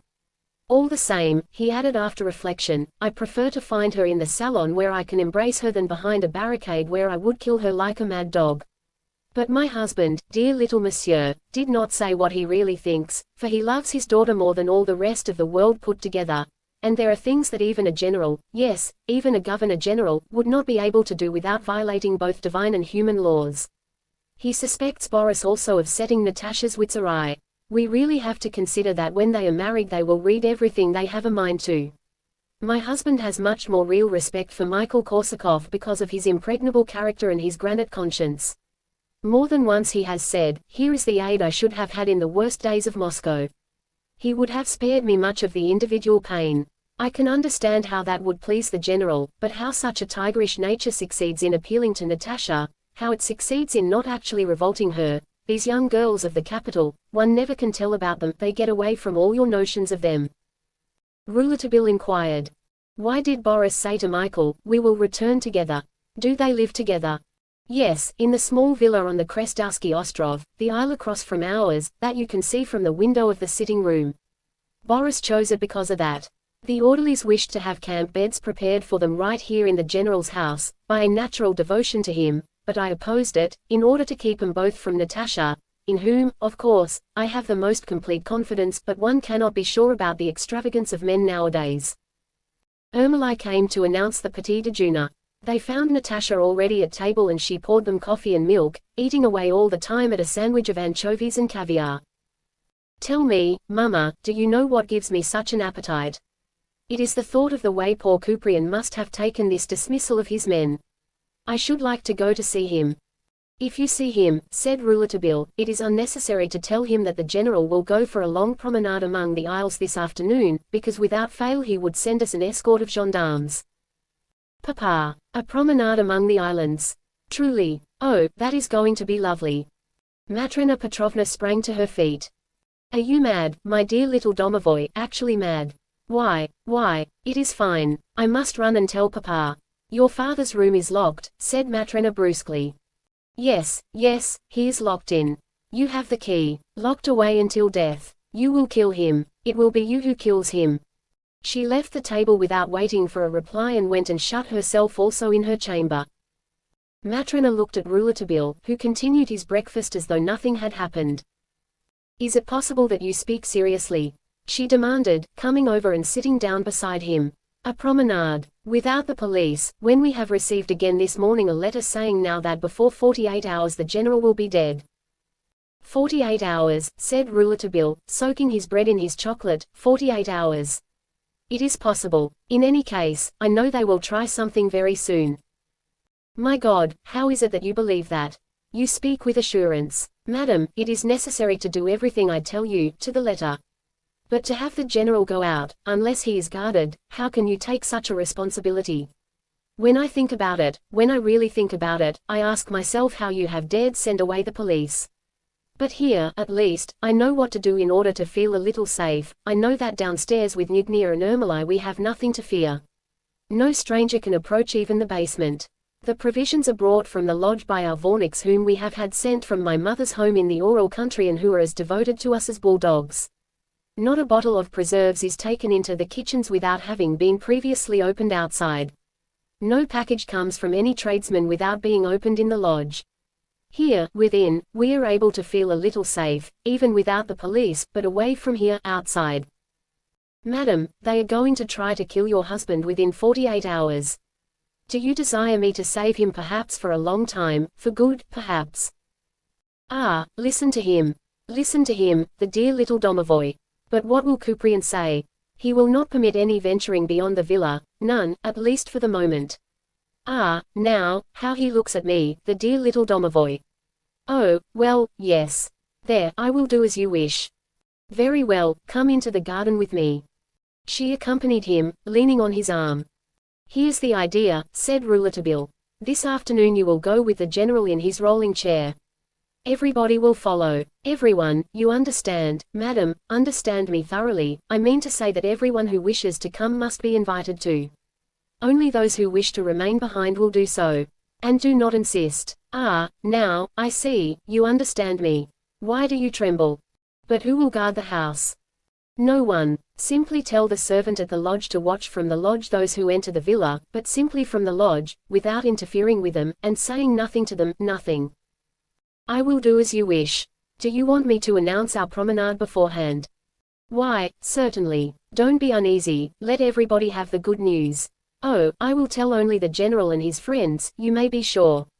Now, dear madam, just one more word. Do not wait for me at luncheon. What? You are going to leave us? She cried instantly, breathless. No, no, I do not wish it. I am willing to do without the police, but I am not willing to do without you. Everything might happen in your absence. Everything, everything, she repeated with singular energy. Because, for me, I cannot feel sure as I should, perhaps. Ah, you make me say these things. Such things. But do not go. Do not be afraid, I am not going to leave you, madam.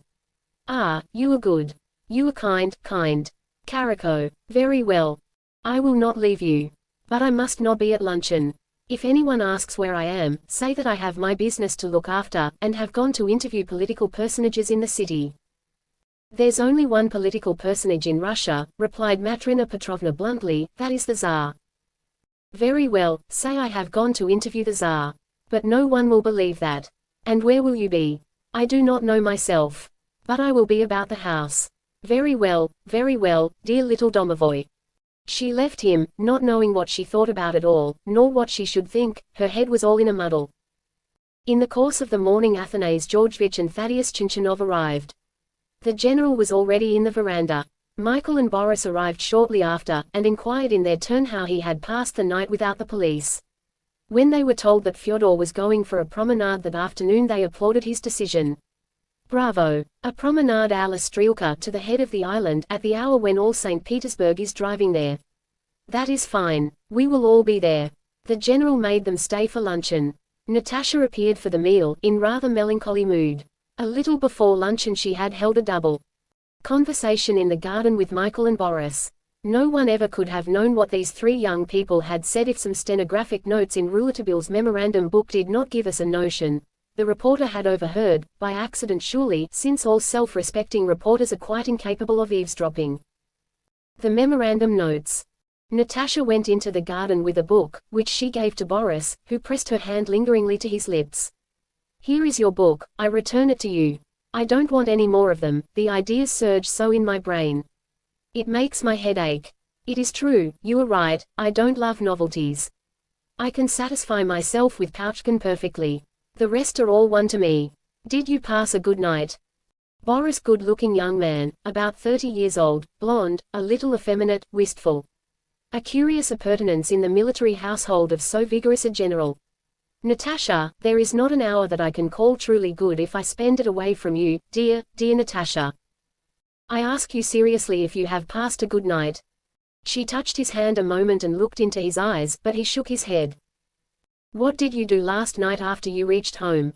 She demanded insistently. Did you stay up? I obeyed you, I only sat a half hour by the window looking over here at the villa, and then I went to bed. Yes, it is necessary you should get your rest. I wish it for you as for everyone else. This feverish life is impossible. Matrona Petrovna is getting us all ill, and we shall be prostrated. Yesterday, said Boris, I looked at the villa for a half hour from my window. Dear villa, dear night when I can feel you breathing, living near me. As if you had been against my heart. I could have wept because I could hear Michael snoring in his chamber. He seemed happy. At last, I heard nothing more, there was nothing more to hear but the double chorus of frogs in the pools of the island. Our pools, Natasha, are like the enchanted lakes of the Caucasus which are silent by day and sing at evening. There are innumerable throngs of frogs which sing on the same chord, some of them on a major and some on a minor. The chorus speaks. From pool to pool, lamenting and moaning across the fields and gardens, and re-echoing like Aeolian harps placed opposite one another. Do Aeolian harps make so much noise, Boris? You laugh. I don't find you yourself half the time. It is Michael who has changed you, and I am out of it. Here they spoke in Russian. I shall not be easy until I am your husband. I can't understand your manner with Michael at all. Here more Russian words which I do not understand. Speak French. Here is the gardener, said Natasha. I do not like the way you are managing our lives. Why do you delay our marriage? Why? Russian words from Natasha. Gesture of desperation from Boris. How long? You say a long time. But that says nothing. A long time. How long? A year. 2 years. 10 years. Tell me, or I will kill myself at your feet. No, no, speak or I will kill Michael. On my word. Like a dog. I swear to you, by the dear head of your mother, Boris, that the date of our marriage does not depend on Michael. Some words in Russian. Boris, a little consoled, holds her hand lingeringly to his lips. Conversation between Michael and Natasha in the garden. Well, have you told him? I ended at last by making him understand that there is not any hope. None. It is necessary to have patience. I have to have it myself. He is stupid and provoking. Stupid, no. Provoking, yes, if you wish. But you are provoking. Natasha. Hear more Russian. As Natasha started to leave, Michael placed his hand on her shoulder, stopped her and said, looking her direct in the eyes. There will be a letter from Annushka this evening, by a messenger at 5 o'clock. He made each syllable explicit. Very important and requiring an immediate reply. These notes of Rouletabille's are not followed by any commentary. After luncheon the gentlemen played poker until 4:30, which is the chic hour for the promenade to the head of the island. Rouletabille had directed Matrena to start exactly at 4:45. He appeared in the meantime, announcing that he had just interviewed the mayor of St. Petersburg, which made Athanase laugh, who could not understand that anyone would come clear from Paris to talk with men like that. Natasha came from her chamber to join them for the promenade. Her father told her she looked too worried. They left the villa. Rouletabille noted that the Vorniks were before the gate and that the Schwitzer was at his post, from which he could detect everyone who might enter or leave the villa. Matrena pushed the rolling chair herself. The general was radiant. He had Natasha at his right and at his left Athanase and Thaddeus. The two orderlies followed, talking with Rouletabille, who had monopolized them. The conversation turned on the devotion of Matrena Petrovna, which they placed above the finest heroic traits in the women of antiquity, and also on Natasha's love for her father. Rouletabille made them talk. Boris Morozov explained that this exceptional love was accounted for by the fact that Natasha's own mother, the general's first wife, died in giving birth to their daughter, and accordingly Fyodor Fyodorovich had been both father and mother to his daughter.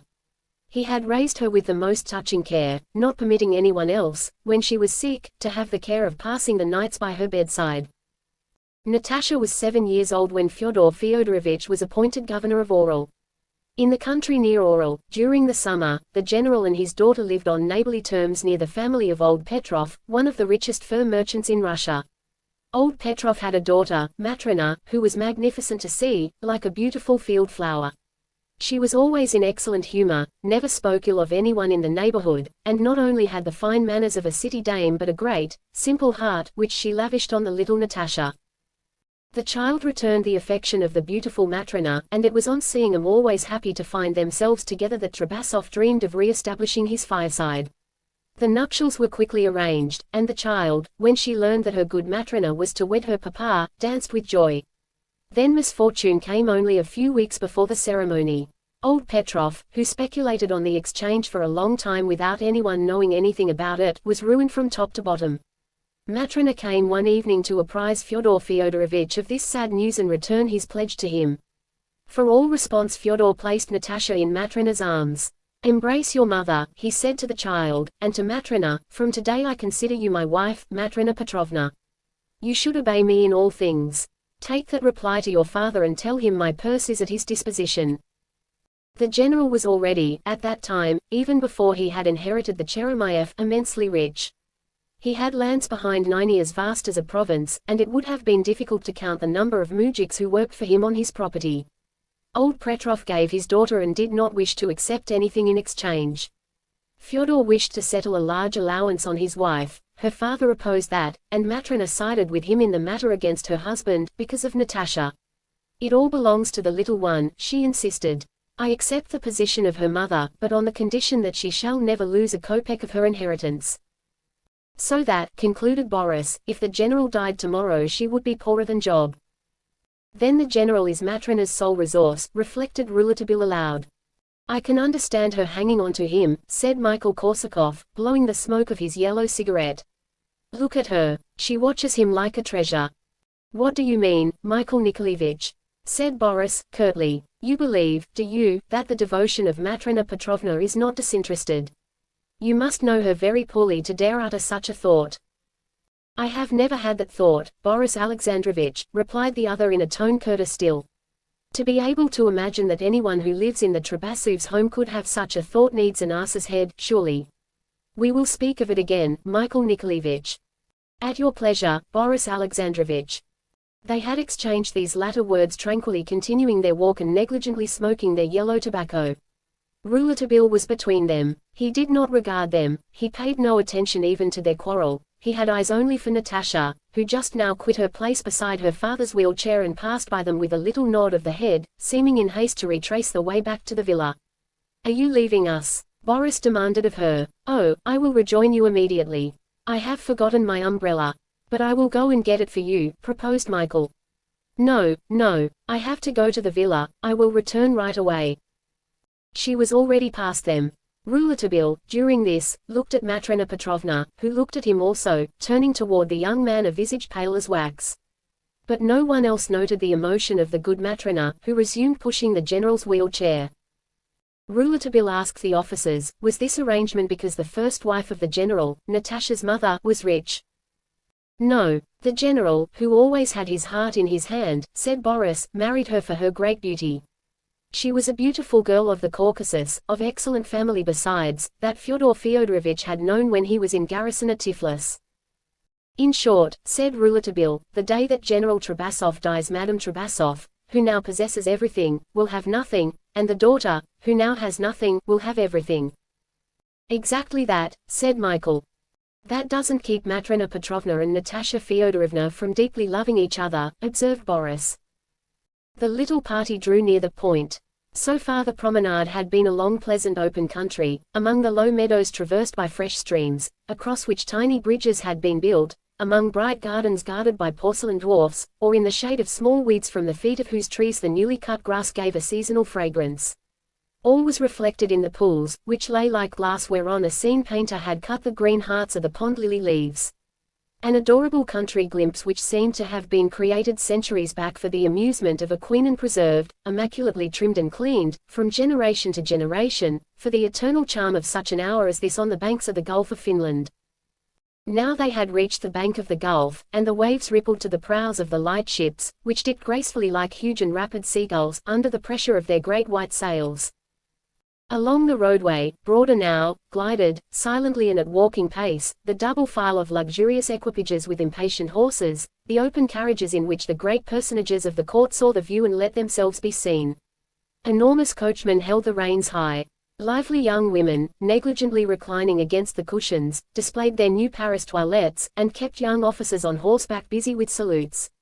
There were all kinds of uniforms. No talking was heard. Everyone was kept busy looking. There rang in the pure, thin air only the noise of the champing bits and the tintinnabulation of the bells attached to the hairy Finnish ponies' collars. And all that, so beautiful, fresh, charming and clear, and silent, it all seemed more a dream than even that which hung in the pools, suspended between the crystal of the air and the crystal of the water. The transparence of the sky and the transparence of the gulf blended their two unrealities so that one could not note where the horizons met. Rouletabille looked at the view and looked at the general, and in all his young vibrating soul there was a sense of infinite sadness, for he recalled those terrible words in the night, "They have gone into all the corners of the Russian land, and they have not found a single corner of that land where there are not moanings." Well, thought he, they have not come into this corner, apparently. I don't know anything lovelier or happier in the world. No, no, Rouletabille, they have not come here. In every country there is a corner of happy life, which the poor are ashamed to approach, which they know nothing of, and of which merely the sight would turn famished mothers enraged, with their thin bosoms, and, if it is not more beautiful than that, certainly no part of the earth is made so atrocious to live in for some, nor so happy for others as in this Scythian country, the boreal country of the world. Meanwhile the little group about the general's rolling chair had attracted attention. Some passers-by saluted, and the news spread quickly that General Trubasov had come for a promenade to the point. Heads turned as carriages passed. The general, noticing how much excitement his presence produced, begged Matrena Petrovna to push his chair into an adjacent bypath, behind a shield of trees where he would be able to enjoy the spectacle in peace. He was found, nevertheless, by Kuprian, the chief of police, who was looking for him. He had gone to the dacha and been told there that the general, accompanied by his friends and the young Frenchman, had gone for a turn along the gulf. Kuprian had left his carriage at the dacha, and taken the shortest route after them. He was a fine man, large, solid, clear-eyed. His uniform showed his fine build to advantage. He was generally liked in St. Petersburg, where his martial bearing and his well-known bravery had given him a sort of popularity in society, which, on the other hand, had great disdain for Gauntsovsky, the head of the secret police, who was known to be capable of anything underhanded and had been accused of sometimes playing into the hands of the Nihilists, whom he disguised as agents provocateurs, without anybody really doubting it, and he had to fight against these widespread political suspicions. Well-informed men declared that the death of the previous prime minister, who had been blown up before Varsovie station when he was on his way to the Tsar at Peterhof, was Gauntsovsky's work, and that in this he was the instrument of the party at court which had sworn the death of the minister which inconvenienced it. On the other hand, everyone regarded Kuprian as incapable of participating in any such horrors, and that he contented himself with honest performance of his obvious duties, confining himself to ridding the streets of its troublesome elements, and sending to Siberia as many as he could of the hot heads, without lowering himself to the compromises which, more than once, had given grounds for the enemies of the empire to maintain that it was difficult to say whether the chiefs of the Russian police played the part of the law or that of the revolutionary party, even that the police had been at the end of a certain time of such mixed procedure hardly able to decide themselves which they did. Rumored cause of Ple's assassination. This afternoon Kuprian appeared very nervous. He paid his compliments to the general, grumbled at his imprudence, praised him for his bravery, and then at once picked out Rouletabille, whom he took aside to talk to. "You have sent my men back to me," said he to the young reporter. "You understand that I do not allow that. They are furious, and quite rightly. You have given publicly as explanation of their departure, a departure which has naturally astonished, stupefied the general's friends, the suspicion of their possible participation in the last attack. That is abominable, and I will not permit it. My men have not been trained in the methods of Gauntsovsky, and it does them a cruel injury, which I resent, for that matter, personally, to treat him this way. But let that go, as a matter of sentiment, and return to the simple fact itself, which proves your excessive imprudence, not to say more, and which involves you alone, in a responsibility of which you certainly have not measured the importance. All in all, I consider that you have strangely abused the complete authority that I gave you upon the Emperor's orders. When I learned what you had done, I went to find the Tsar, as was my duty, and told him the whole thing. He was more astonished than can be expressed. He directed me to go myself to find out just how things were and to furnish the general the guard you had removed. I arrive at the Isles and not only find the villa open like a mill where anyone may enter, but I am informed, and then I see, that the general is promenading in the midst of the crowd, at the mercy of the first miserable venturer. Monsieur Rouletabille, I am not satisfied. The Tsar is not satisfied. And, within an hour, my men will return to assume their guard at the dacha." Rouletabille listened to the end. No one ever had spoken to him in that tone. He was red, and as ready to burst as a child's balloon blown too hard. He said, "And I will take the train this evening." "You will go?" "Yes, and you can guard your general all alone. I have had enough of it." "Ah, you are not satisfied. Ah, the Tsar is not satisfied. It is too bad. No more of it for me. Monsieur, I am not satisfied, and I say good evening to you. Only do not forget to send me from here every 3 or 4 days a letter which will keep me informed of the health of the general, whom I love dearly. I will offer up a little prayer for him." Thereupon he was silent, for he caught the glance of Matrena Petrovna, a glance so desolated, so imploring, so desperate, that the poor woman inspired him anew with great pity.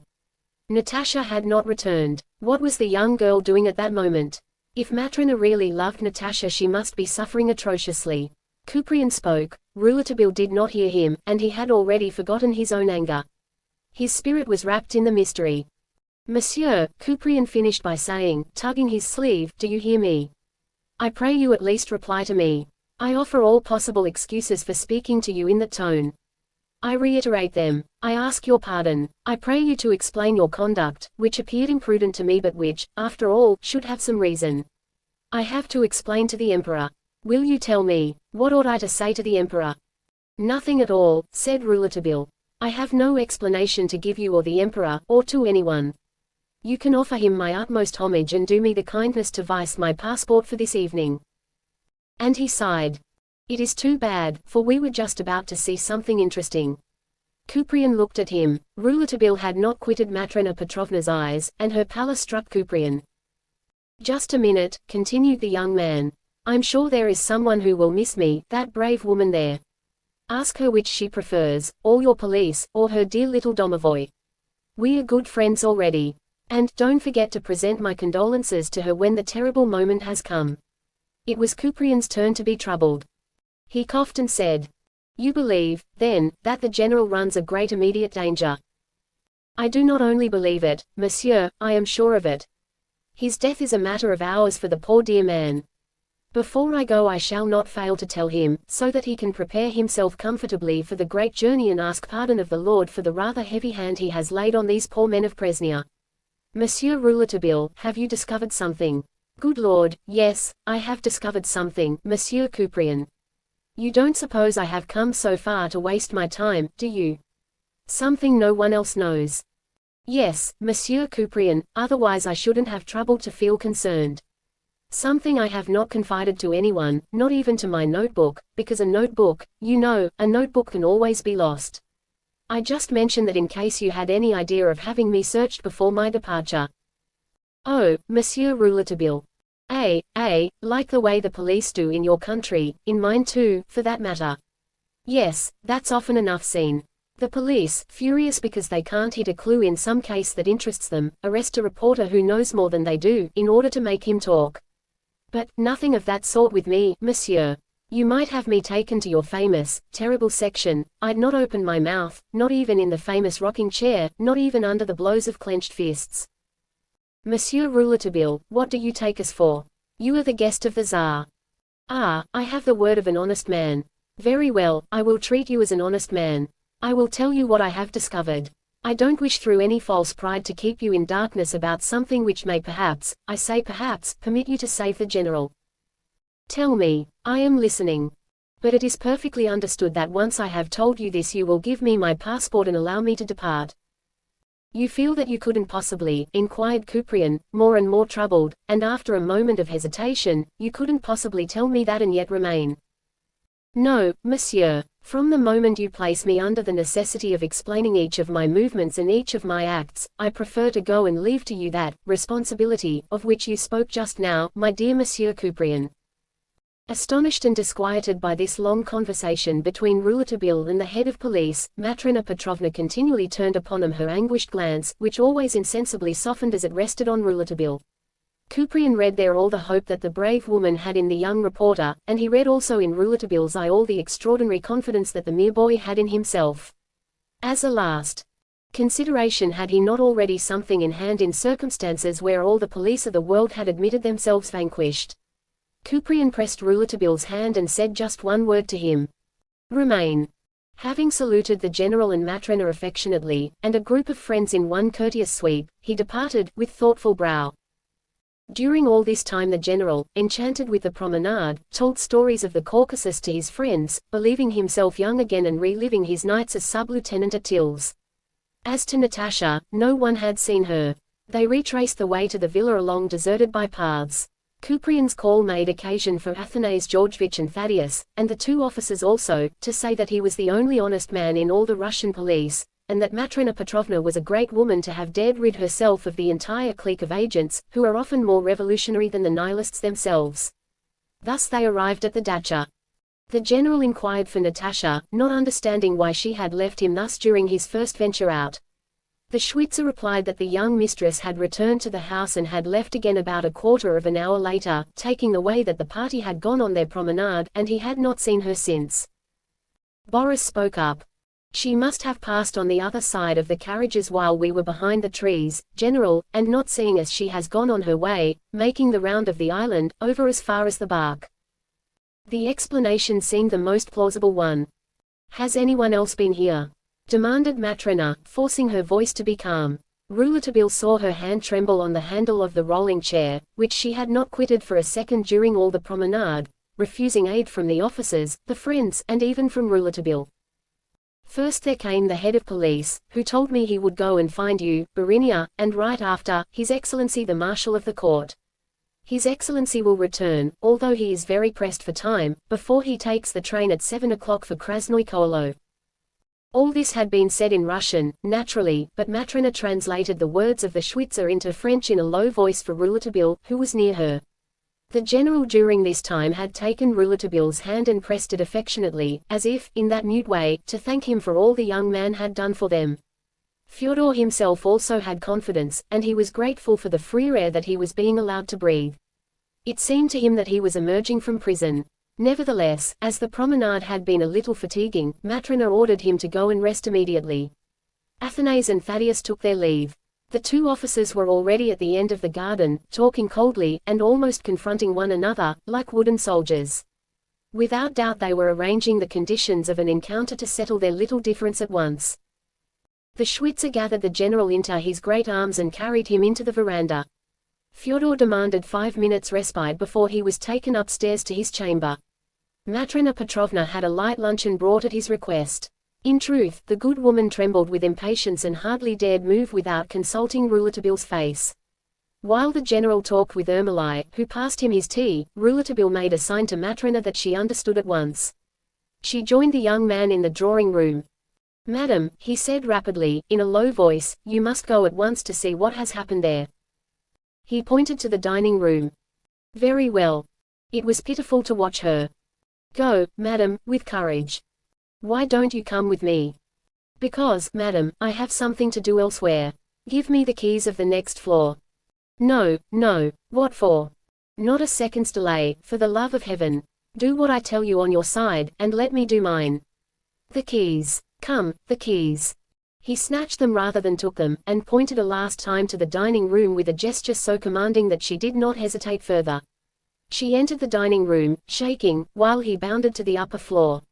He was not long. He took only time to open the doors, throw a glance into the general's chamber, a single glance, and to return, letting a cry of joy escape him, borrowed from his new and very limited accomplishment of Russian, Karako. How Rouletabille, who had not spent half a second examining the general's chamber, was able to be certain that all went well on that side, when it took Matrona, and that how many times a day, at least a quarter of an hour of ferreting in all the corners each time she explored her house before she was even inadequately reassured, was a question. If that dear heroic woman had been with him during this instant information, she would have received such a shock that, with all confidence gone, she would have sent for Kuprian immediately, and all his agents, reinforced by the personnel of the Okhrana secret police. Rouletabille at once rejoined the general, whistling. Fyodor and Ermolai were deep in conversation about the Ural country. The young man did not disturb them. Then, soon, Matrona reappeared. He saw her come in quite radiant. He handed back her keys, and she took them mechanically. She was overjoyed and did not try to hide it. The general himself noticed it, and asked what had made her so. "It is my happiness over our first promenade since we arrived at the Dacha des Isles," she explained. "And now you must go upstairs to bed, Fyodor. You will pass a good night, I am sure." "I can sleep only if you sleep, Matrona. I promise you. It is quite possible now that we have our dear little domovoi. You know, Fyodor, that he smokes his pipe just like the dear little porcelain domovoi." "He does resemble him, he certainly does," said Fyodor. "That makes us feel happy, but I wish him to sleep also." "Yes, yes," smiled Rouletabille, "everybody will sleep here. That is the countersign. We have watched enough. Since the police are gone we can all sleep, believe me, General." I believe you, on my word, easily enough. There were only they in the house capable of attempting that affair of the bouquet. I have thought that all out, and now I am at ease.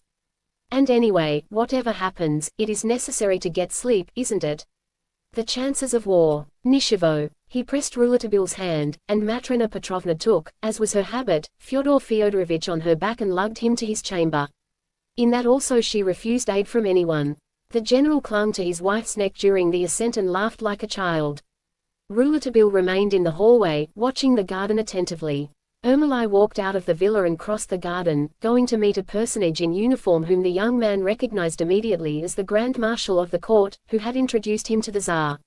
Ermolai informed him that Madame Matrona was engaged in helping her husband retire, and the marshal remained at the end of the garden where he had found Michael and Boris talking in the kiosk.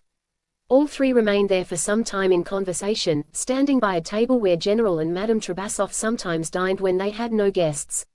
As they talked, the marshal played with a box of white cardboard tied with a pink string. At this moment Matrona, who had not been able to resist the desire to talk for a moment with Rouletabille and tell him how happy she was, rejoined the young man. "Little Domovoy," said she, laying her hand on his shoulder, "you have not watched on this side." She pointed in her turn to the dining room. "No, no, you have seen it, madam, and I am sufficiently informed." "Perfectly. There is nothing. No one has worked there. No one has touched the board. I knew it. I am sure of it. It is dreadful what we have thought about it. Oh, you do not know how relieved and happy I am. Ah, Natasha, Natasha, I have not loved you in vain." She pronounced these words in accents of great beauty and tragic sincerity. "When I saw her leave us, my dear, my legs sank under me. When she said, 'I have forgotten something, I must hurry back,' I felt I had not the strength to go a single step. But now I certainly am happy, that weight at least is off my heart, dear little Domovoy, because of you, because of you." She embraced him, and then ran away, like one possessed, to resume her post near the general. Notes in Rouletabille's memorandum book. The affair of the little cavity under the floor not having been touched again proves nothing for or against Natasha, even though that excellent Matrona Petrovna thinks so. Natasha could very well have been warned by the too great care with which Madame Matrona watched the floor. My opinion, since I saw Matrona lift the carpet the first time without any real precaution, is that they have definitely abandoned the preparation of that attack and are trying to account for the secret becoming known. What Matrona feels so sure of is that the trap I laid by the promenade to the point was against Natasha particularly. I knew beforehand that Natasha would absent herself during the promenade. I'm not looking for anything new from Natasha, but what I did need was to be sure that Matrona didn't detest Natasha, and that she had not faked the preparations for an attack under the floor in such a way as to throw almost certain suspicion on her stepdaughter. I am sure about that now. Matrona is innocent of such a thing, the poor dear soul. If Matrona had been a monster, the occasion was too good. Natasha's absence, her solitary presence for a quarter of an hour in the empty villa, all would have urged Matrona, whom I sent alone to search under the carpet in the dining room, to draw the last nails from the board if she was really guilty of having drawn the others. Natasha would have been lost then. Matrona returned sincerely, tragically happy at not having found anything new, and now I have the material proof that I needed. Morally and physically Matrona is removed from it. So I am going to speak to her about the hat pin. I believe that the matter is urgent on that side rather than on the side of the nails in the floor. The mysterious hand. After the departure of Matrona, Rouletabille turned his attention to the garden. Neither the marshal of the court nor the officers were there any longer. The three men had disappeared. Rouletabille wished to know at once where they had gone.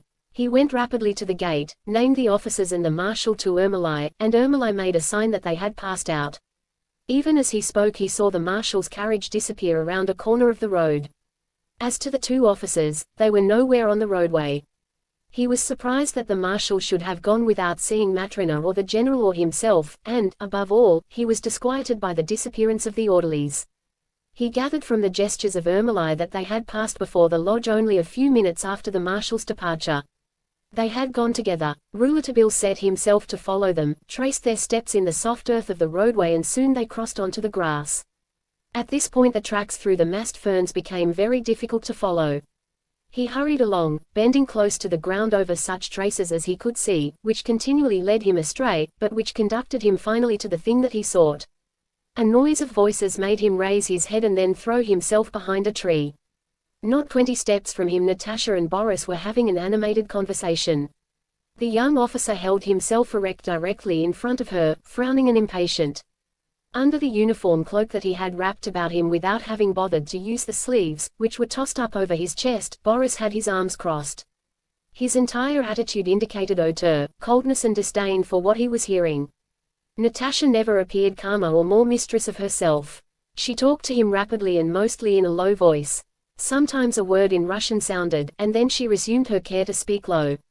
Finally she ceased, and Boris, after a short silence, in which he had seemed to reflect deeply, pronounced distinctly these words in French, pronouncing them syllable by syllable, as though to give them additional force.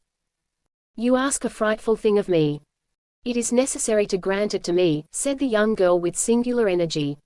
"You understand, Boris Alexandrovich. It is necessary."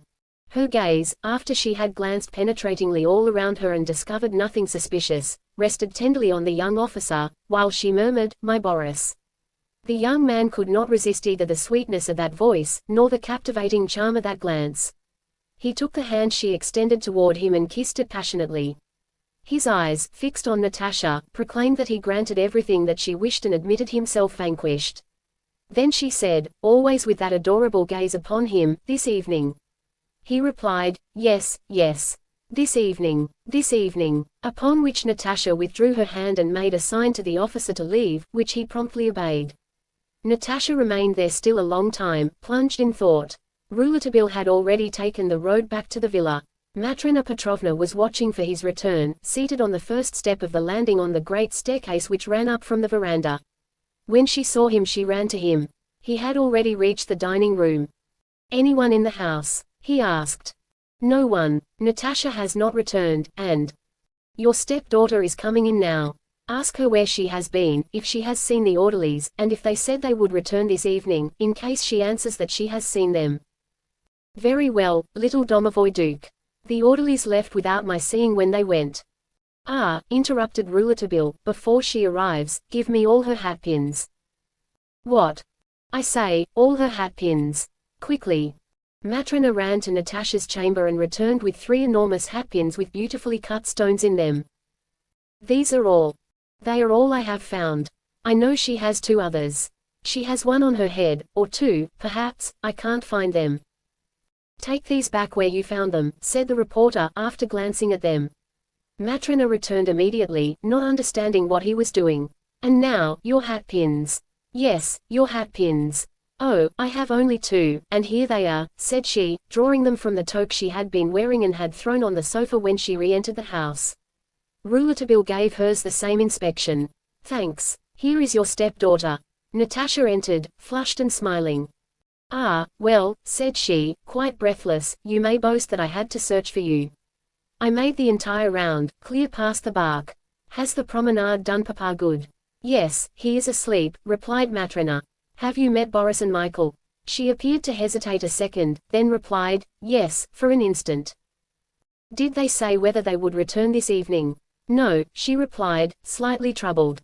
"Why all these questions?" She flushed still more. "Because I thought it strange," parried Matrona, "that they went away as they did, without saying goodbye, without a word, without inquiring if the general needed them.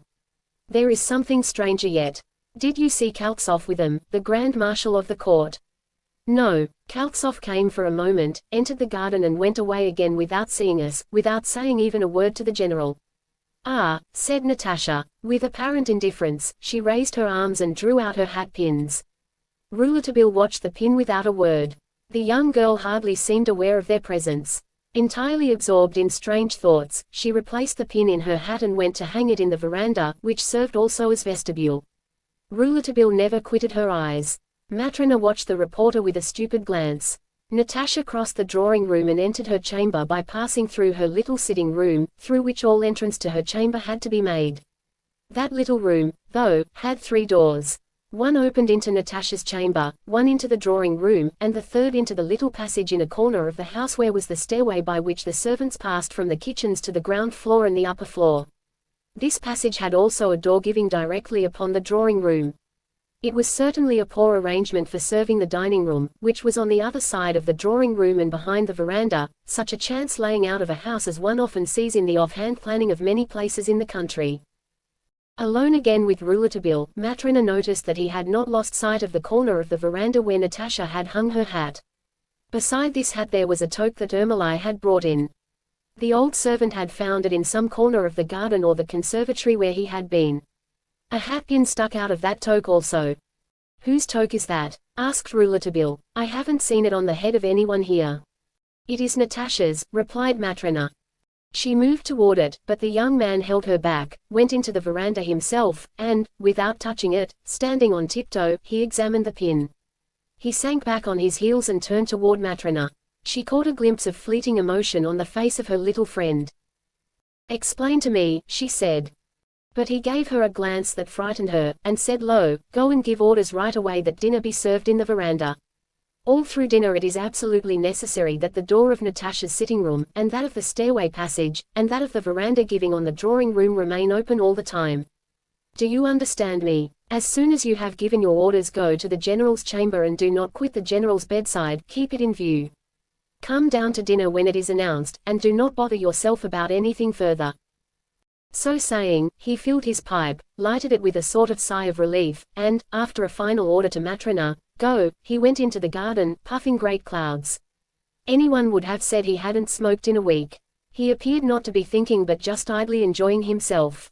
In fact, he played like a child with Milinki, Matrona's pet cat, which he pursued behind the shrubs, up into the little kiosk which, raised on piles, lifted its steep thatched roof above the panorama of the isles that Rouletabille settled down to contemplate like an artist with ample leisure. The dinner, where Matrona, Natasha and Rouletabille were together again, was lively. The young man having declared that he was more and more convinced that the mystery of the bomb in the bouquet was simply a play of the police, Natasha reinforced his opinion, and following that they found themselves in agreement on about everything else. For himself, the reporter during that conversation hid a real horror which had seized him at the cynical and inappropriate tranquility with which the young lady received all suggestions that accused the police or that assumed the general no longer ran any immediate danger. In short, he worked, or at least believed he worked, to clear Natasha as he had cleared Matrona, so that there would develop the absolute necessity of assuming a third person's intervention in the facts disclosed so clearly by Couperin where Matrona or Natasha seemed alone to be possible agents. As he listened to Natasha, Rouletabille commenced to doubt and quake just as he had seen Matrona do. The more he looked into the nature of Natasha the dizzier he grew. What abysmal obscurities were there in her nature! Nothing interesting happened during dinner. Several times, in spite of Rouletabille's obvious impatience with her for doing it, Matrona went up to the general. She returned saying, "He is quiet. He doesn't sleep. He doesn't wish anything. He has asked me to prepare his narcotic. It is too bad. He has tried in vain, he cannot get along without it. You, too, Mama, ought to take something to make you sleep. They say morphine is very good." "As for me," said Rouletabille, whose head for some few minutes had been dropping now toward one shoulder and now toward another, "I have no need of any narcotic to make me sleep. If you will permit me, I will get to bed at once. My little domovoi Duke, I am going to carry you there in my arms." Matrona extended her large round arms ready to take Rouletabille as though he had been a baby. "No, no, I will get up there all right alone," said Rouletabille, rising stupidly and appearing ashamed of his excessive sleepiness. "Oh, well, let us both accompany him to his chamber," said Natasha, "and I will wish Papa good night. I'm eager for bed myself. We will all make a good night of it. Ermolai and Nugnia will watch with the Schwitzer in the lodge. Things are reasonably arranged now." They all ascended the stairs. Rouletabille did not even go to see the general, but threw himself on his bed. Natasha got onto the bed beside her father, embraced him a dozen times, and went downstairs again. Matrona followed behind her, closed doors and windows, went upstairs again to close the door of the landing place and found Rouletabille seated on his bed, his arms crossed, not appearing to have any desire for sleep at all. His face was so strangely pensive also that the anxiety of Matrona, who had been able to make nothing out of his acts and looks all day, came back upon her instantly in greater force than ever. She touched his arm in order to be sure that he knew she was there. "My little friend," she said, "will you tell me now?" "Yes, madam," he replied at once. "Sit in that chair and listen to me. There are things you must know at once, because we have reached a dangerous hour. The hat pins first. The hat pins." Rouletabille rose lightly from the bed and, facing her, but watching something besides her, said, "It is necessary you should know that someone almost immediately is going to renew the attempt of the bouquet." Matrona sprang to her feet as quickly as though she had been told there was a bomb in the seat of her chair. She made herself sit down again, however, in obedience to Rouletabille's urgent look commanding absolute quiet.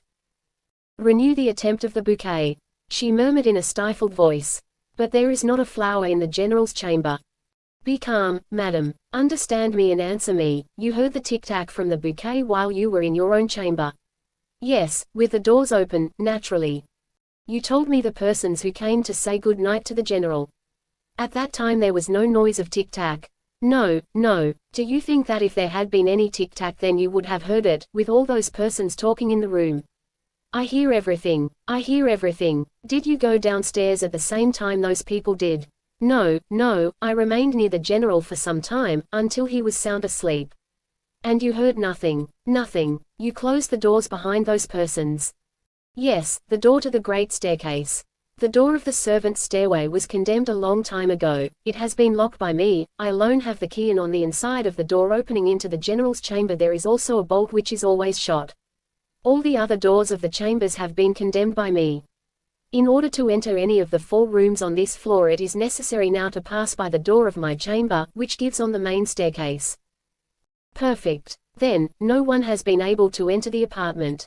No one had been in the apartment for at least 2 hours excepting you and the general, when you heard the clockwork.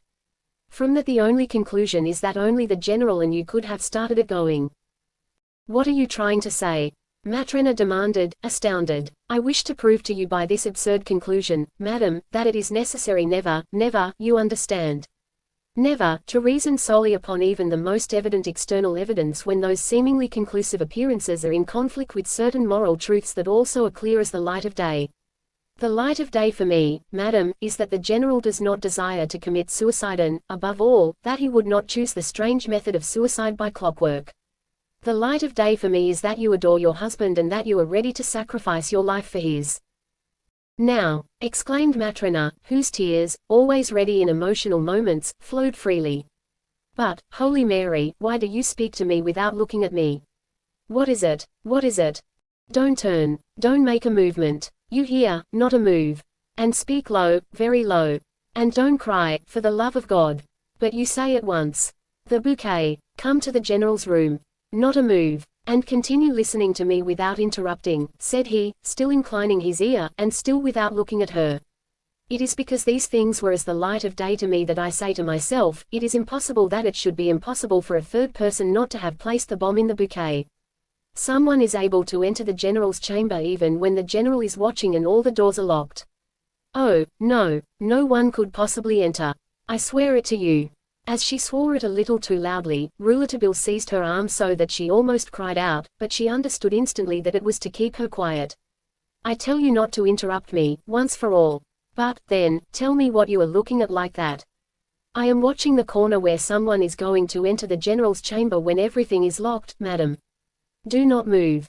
Matrena, her teeth chattering, recalled that when she entered Rouletabille's chamber she had found all the doors open that communicated with the chain of rooms, the young man's chamber with hers, the dressing room and the general's chamber. She tried, under Rouletabille's look, to keep calm, but in spite of all the reporter's exhortations she could not hold her tongue. But which way? Where will they enter? By the door. Which door? That of the chamber giving on the servants' stairway. Why, how? The key. The bolt. They have made a key. But the bolt is drawn this side. They will draw it back from the other side. What? That is impossible. Rouletabille laid his 2 hands on Matrena's strong shoulders and repeated, detaching each syllable, they will draw it back from the other side. It is impossible. I repeat it. Madam, your nihilists haven't invented anything. It is a trick much in vogue with sneak thieves in hotels. All it needs is a little hole the size of a pin bored in the panel of the door above the bolt. God, quavered Matrena, I don't understand what you mean by your little hole. Explain to me, little domovoi. Follow me carefully, then, continued Rouletabille, his eyes all the time fixed elsewhere. The person who wishes to enter sticks through the hole a brass wire that he has already given the necessary curve to and which is fitted on its end with a light point of steel curved inward. With such an instrument it is child's play, if the hole has been made where it ought to be, to touch the bolt on the inside from the outside, pick the knob on it, withdraw it, and open the door if the bolt is like this one, a small door bolt. Oh, oh, oh, moaned Matrena, who paled visibly. And that hole, it exists. You have discovered it. Yes, the first hour I was here. Oh, domovoi, but how did you do that when you never entered the general's chamber until tonight? Doubtless, but I went up that servant's staircase much earlier than that. And I will tell you why. When I was brought into the villa the first time, and you watched me, bidden behind the door, do you know what I was watching myself, while I appeared to be solely occupied digging out the caviar? The fresh print of boot nails which left the carpet near the table, where someone had spilled beer, the beer was still running down the cloth. Someone had stepped in the beer. The boot print was not clearly visible excepting there. But from there it went to the door of the servants' stairway and mounted the stairs. That boot was too fine to be mounting a stairway reserved to servants, and that Couperin told me had been condemned, and it was that made me notice it in a moment, but just then you entered. You never told me anything about it. Of course if I had known there was a boot print. I didn't tell you anything about it because I had my reasons for that, and, anyway, the trace dried while I was telling you about my journey. Ah, why not have told me later? Because I didn't know you yet. Subtle devil, you will kill me. I can no longer. Let us go into the general's chamber. We will wake him. Remain here. Remain here. I have not told you anything. That boot print preoccupied me, and later, when I could get away from the dining room, I was not easy until I had climbed that stairway myself and gone to see the door, where I discovered what I have just told you and what I am going to tell you now. What? In all you have said there has been nothing about the hatpins. We have come to them now. And the bouquet attack, which is going to happen again. Why, this is it. When this evening you let me go to the general's chamber, I examined the bolt of the door without your suspecting it. My opinion was confirmed. It was that way that the bomb was brought, and it is by that way that someone has prepared to return. But how? You are sure the little hole is the way someone came. But what makes you think that is how they mean to return? You know well enough that, not having succeeded in the general's chamber, they are at work in the dining room. Madam, it is probable, it is certain that they have given up the work in the dining room since they have commenced this very day working again in the general's chamber. Yes, someone returned that way, and I was so sure of that, of the forthcoming return, that I removed the police in order to be able to study everything more at my ease. Do you understand now my confidence and why I have been able to assume so heavy a responsibility? It is because I knew I had only one thing to watch, one little hat pin. It is not difficult, madam, to watch a single little hat pin. A mistake, said Matrona, in a low voice. Miserable little domovoi who told me nothing, me whom you let go to sleep on my mattress, in front of that door that might open any moment. No, madam, for I was behind it. Ah, dear little holy angel. But what were you thinking of? That door has not been watched this afternoon. In our absence it could have been opened.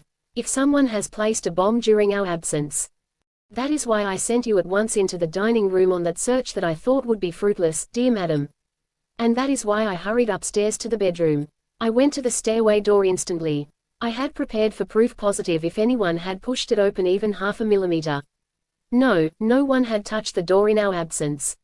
Ah, dear heroic little friend of Jesus. But listen to me, my angel.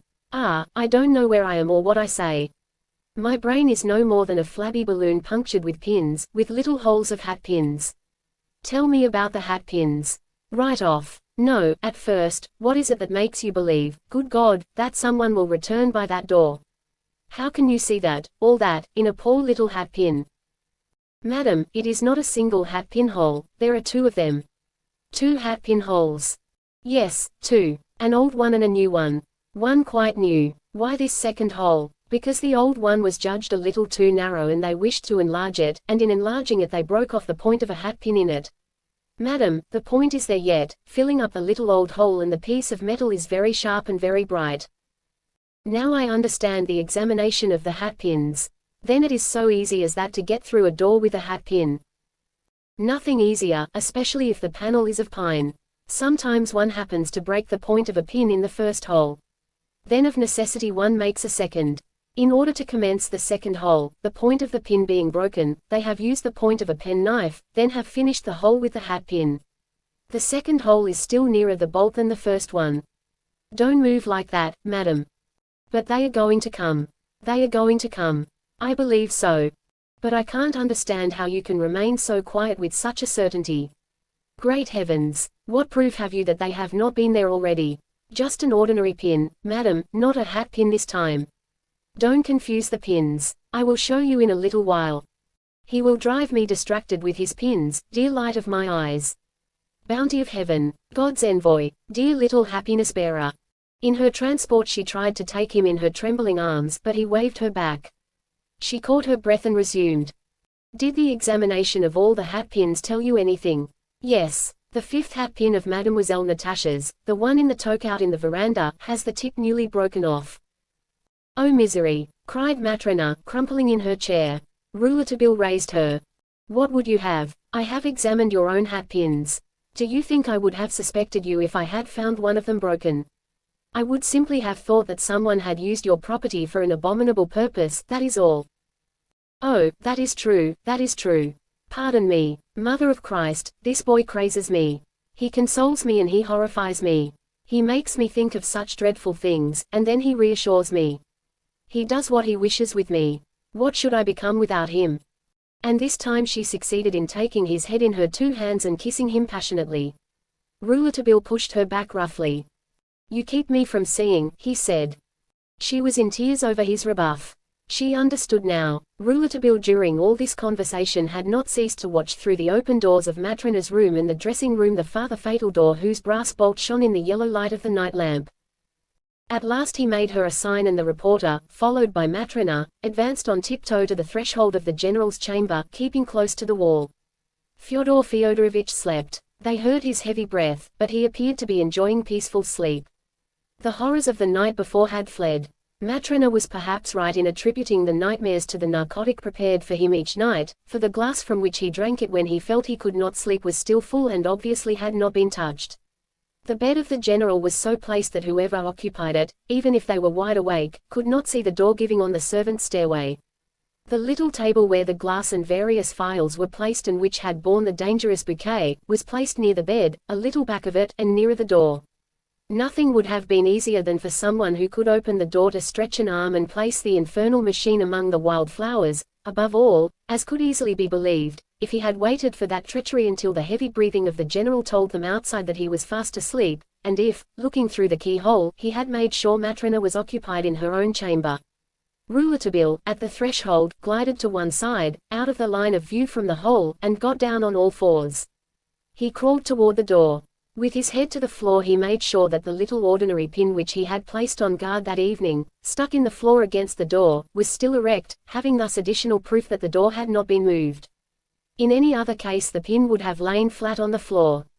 He crept back, rose to his feet, passed into the dressing room and, in a corner, had a rapid conversation in a low voice with Matrona. You will go, said he, and take your mattress into the corner of the dressing room where you can still see the door but no one can see you by looking through the keyhole. Do that quite naturally, and then go to your rest. I will pass the night on the mattress, and I beg you to believe that I will be more comfortable there than on a bed of staircase wood where I spent the night last night, behind the door. Yes, but you will fall asleep. I don't wish that. What are you thinking, madam? I don't wish it. I don't wish it. I don't wish to quit the door where the eye is. And since I'm not able to sleep, let me watch. He did not insist, and they crouched together on the mattress. Rouletabille was squatted like a tailor at work, but Matrona remained on all fours, her jaw out, her eyes fixed, like a bulldog ready to spring. The minutes passed by in profound silence, broken only by the irregular breathing and puffing of the general. His face stood out pallid and tragic on the pillow, his mouth was open and, at times, the lips moved. There was fear at any moment of nightmare or his awakening. Unconsciously he threw an arm over toward the table where the glass of narcotic stood. Then he lay still again and snored lightly. The night lamp on the mantelpiece caught queer yellow reflections from the corners of the furniture, from the gilded frame of a picture on the wall and from the phials and glasses on the table. But in all the chamber Matrona Petrovna saw nothing, thought of nothing but the brass bolt which shone there on the door. Tired of being on her knees, she shifted, her chin in her hands, her gaze steadily fixed. As time passed and nothing happened she heaved a sigh. She could not have said whether she hoped for or dreaded the coming of that something new which Rouletabille had indicated. Rouletabille felt her shiver with anguish and impatience. As for him, he had not hoped that anything would come to pass until toward dawn, the moment, as everyone knows, when deep sleep is most apt to vanquish all watchfulness and all insomnia. And as he waited for that moment he had not budged any more than a Chinese ape or the dear little porcelain domovoi Duke in the garden. Of course it might be that it was not to happen this night. Suddenly Matrona's hand fell on Rouletabille's. His imprisoned hers so firmly that she understood she was forbidden to make the least movement. And both, with necks extended, ears erect, watched like beasts on the scent. Yes, there had been a slight noise in the lock. A key turned, softly, softly, in the lock, and then, silence, and then another little noise, a grinding sound, a slight grating of wire, above, then on the bolt, upon the bolt which shone in the subdued glow of the night lamp. The bolt softly, very softly, slipped slowly. Then the door was pushed slowly, so slowly. It opened.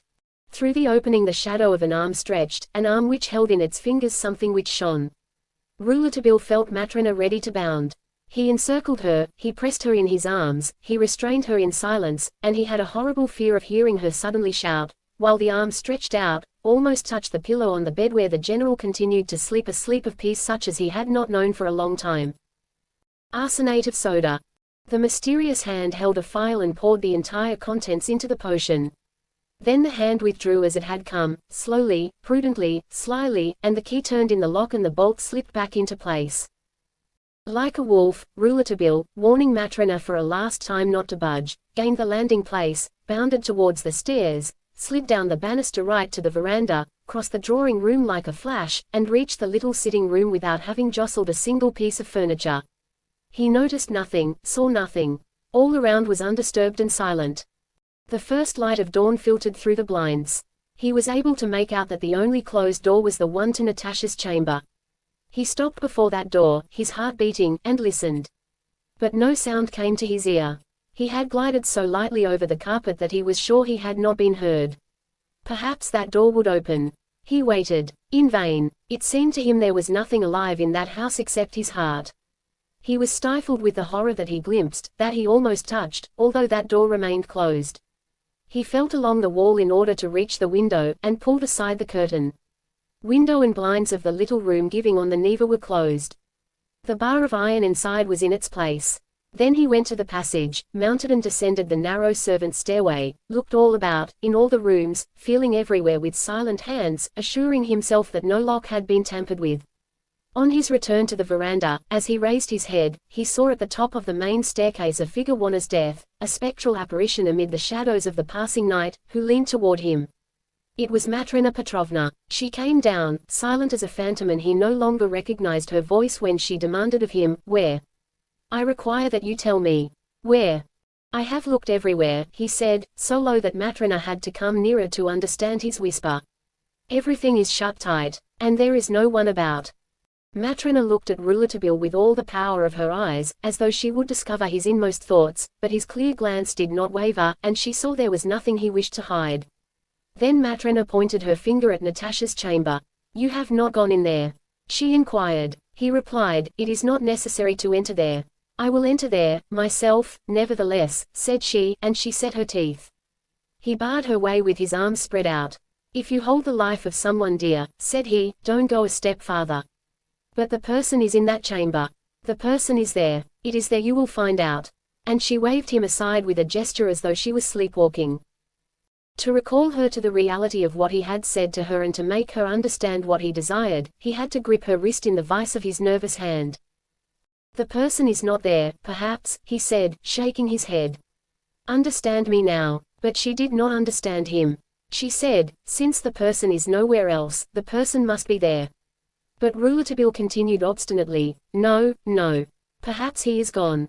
"Gone, and everything locked on the inside." "That is not a reason," he replied.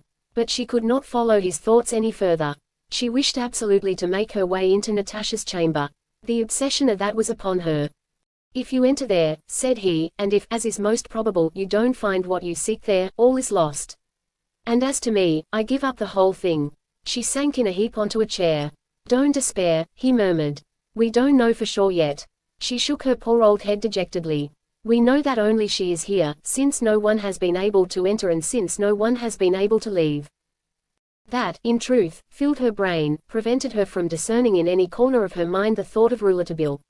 Then the impossible dialogue resumed. "I repeat that we do not know but that the person has gone," repeated the reporter, and demanded her keys. "Foolish," she said. "What do you want 'em for?" "To search outside as we have searched inside." "Why, everything is locked on the inside." "Madam, once more, that is no reason that the person may not be outside." He consumed 5 minutes opening the door of the veranda, so many were his precautions. She watched him impatiently. He whispered to her, I am going out, but don't you lose sight of the little sitting room. At the least movement call me, fire a revolver if you need to. He slipped into the garden with the same precautions for silence. From the corner that she kept to, through the doors left open, Matrona could follow all the movements of the reporter and watch Natasha's chamber at the same time. The attitude of Rouletabille continued to confuse her beyond all expression. She watched what he did as if she thought him besotted. The Dianic on guard out in the roadway also watched the young man through the bars of the gate in consternation, as though he thought him a fool. Along the paths of beaten earth or cement which offered no chance for footprints, Rouletabille hurried silently. Around him he noted that the grass of the lawn had not been trodden. And then he paid no more attention to his steps. He seemed to study attentively the rosy color in the east, breathing the delicacy of dawning morning in the aisles, amid the silence of the earth, which still slumbered. Bareheaded, face thrown back, hands behind his back, eyes raised and fixed, he made a few steps, then suddenly stopped as if he had been given an electric shock. As soon as he seemed to have recovered from that shock, he turned around and went a few steps back to another path, into which he advanced, straight ahead, his face high, with the same fixed look that he had had up to the time he so suddenly stopped, as if something or someone advised or warned him not to go further. He continually worked back toward the house, and thus he traversed all the paths that led from the villa, but in all these excursions he took pains not to place himself in the field of vision from Natasha's window, a restricted field because of its location just around an abutment of the building. To ascertain about this window he crept on all fours up to the garden edge that ran along the foot of the wall and had sufficient proof that no one had jumped out that way. Then he went to rejoin Matrona in the veranda. "No one has come into the garden this morning," said he, "and no one has gone out of the villa into the garden. Now I am going to look outside the grounds. Wait here, I'll be back in 5 minutes." He went away, knocked discreetly on the window of the lodge and waited some seconds. Ermolai came out and opened the gate for him. Matrona moved to the threshold of the little sitting room and watched Natasha's door with horror. She felt her legs give under her, she could not stand up under the diabolic thought of such a crime. Ah, that arm, reaching out, making its way, with a little shining file in its hand. Pains of Christ! What could there be in the damnable books over which Natasha and her companions pored that could make such abominable crimes possible? Ah, Natasha, Natasha!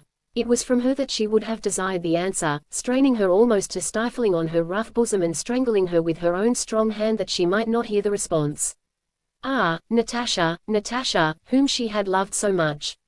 She sank to the floor, crept across the carpet to the door, and lay there, stretched like a beast, and buried her head in her arms while she wept over her daughter. Natasha, Natasha, whom she had cherished as her own child, and who did not hear her. Ah, what use that the little fellow had gone to search outside when the whole truth lay behind this door. Thinking of him, she was embarrassed lest he should find her in that animalistic posture, and she rose to her knees and worked her way over to the window that looked out upon the Neva. The angle of the slanting blinds let her see well enough what passed outside, and what she saw made her spring to her feet. Below her the reporter was going through the same incomprehensible maneuvers that she had seen him do in the garden. 3 pathways led to the little road that ran along the wall of the villa by the bank of the Neva.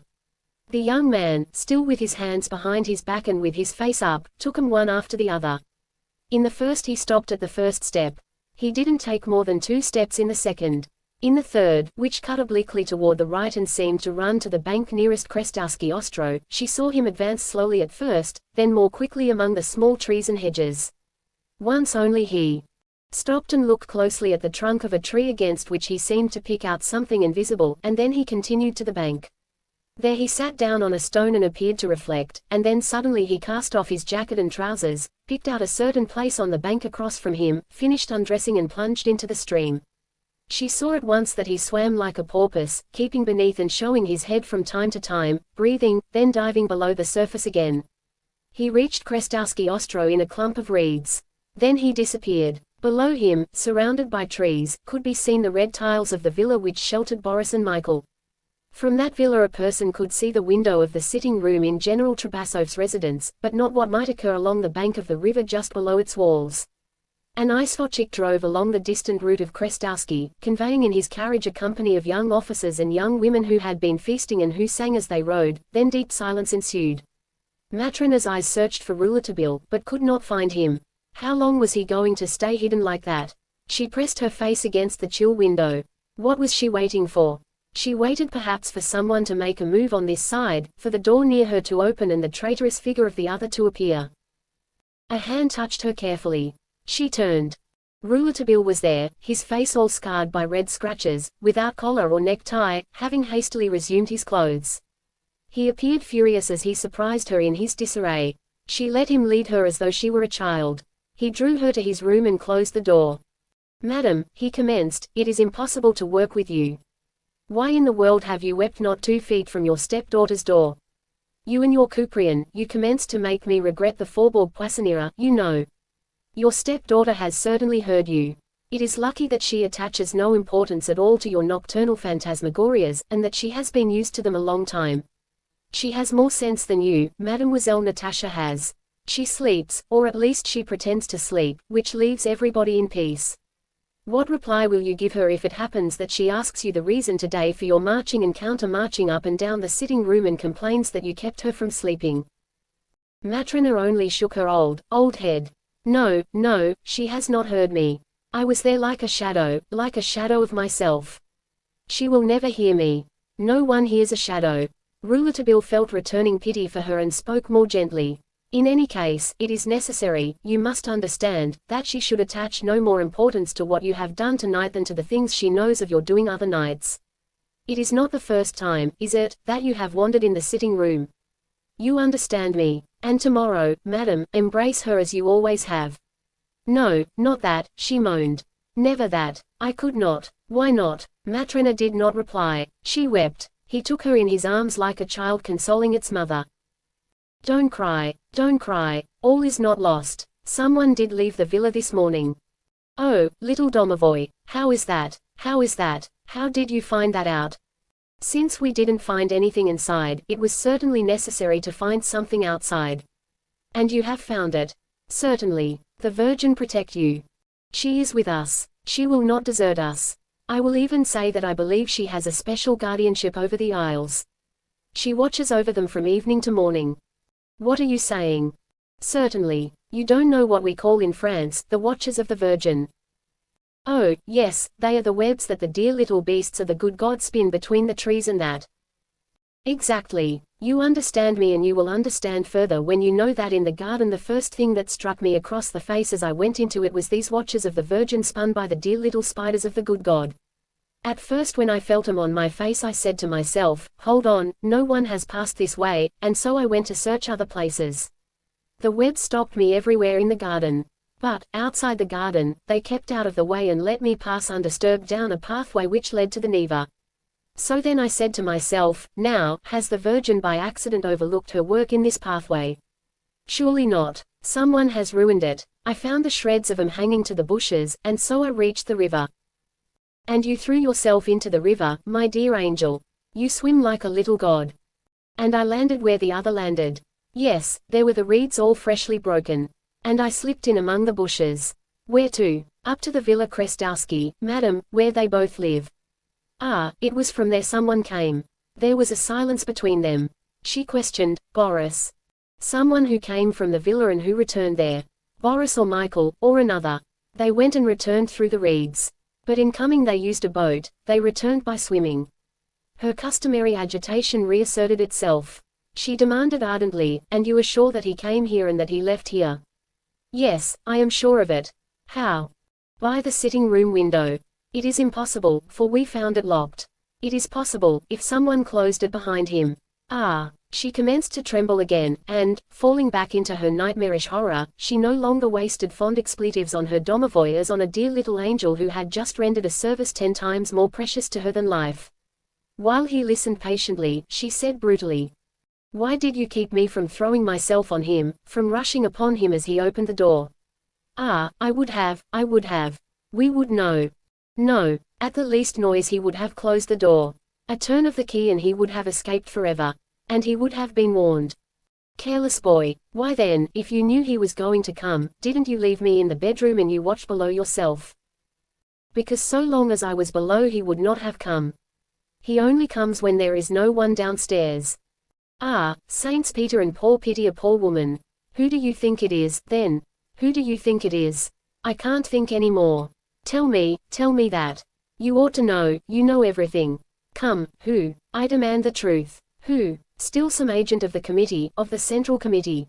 Still the Nihilists. If it was only that, said Rouletabille quietly. You have sworn to drive me mad. What do you mean by your, if it was only that?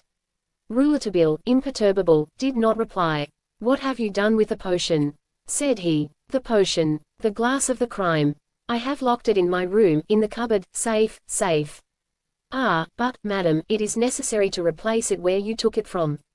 What? Yes, after having poured the poison into a phial, to wash the glass and fill it with another potion. You are right. You think of everything. If the general wakes and wants his potion, he must not be suspicious of anything, and he must be able to have his drink. It is not necessary that he should drink. Well, then, why have the drink there? So that the person can be sure, madam, that if he has not drunk it is simply because he has not wished to. A pure chance, madam, that he is not poisoned. You understand me this time? Yes.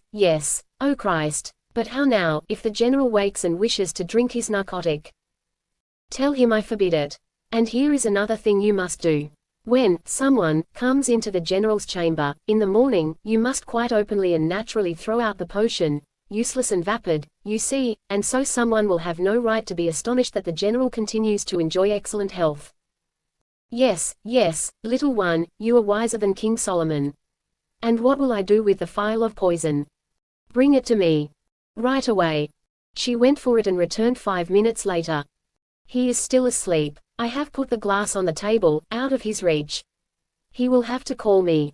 Very good. Then push the door, close it, we have to talk things over. But if someone goes back up the servants' staircase, be easy about that. They think the general is poisoned already. It is the first carefree moment I have been able to enjoy in this house. When will you stop making me shake with horror, little demon? You keep your secret well, I must say. The general is sleeping better than if he really were poisoned. But what shall we do about Natasha? I dare ask you that, you and you alone. Nothing at all. How, nothing? We will watch her. Ah, yes. Still, Matrona, you let me watch her by myself. Yes, I promise you. I will not pay any attention to her. That is promised. Do as you please. Why, just now, when I spoke of the Nihilists to you, did you say, if it were only that? You believe, then, that she is not a Nihilist.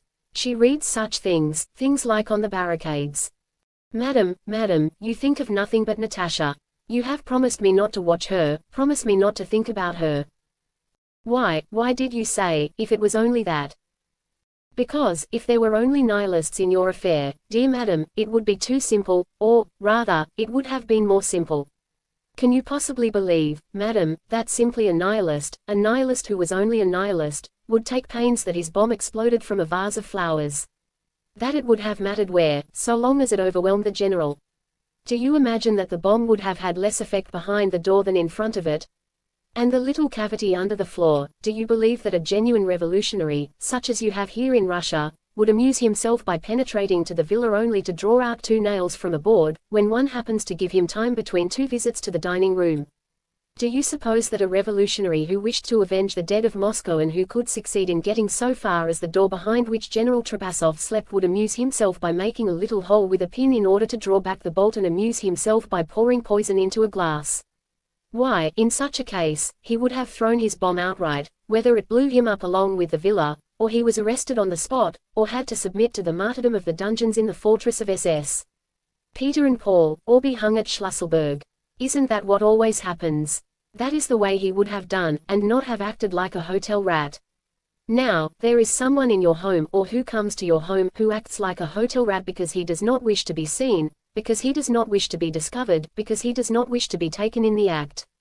Now, the moment that he fears nothing so much as to be taken in the act, so that he plays all these tricks of legerdemain, it is certain that his object lies beyond the act itself, beyond the bomb, beyond the poison.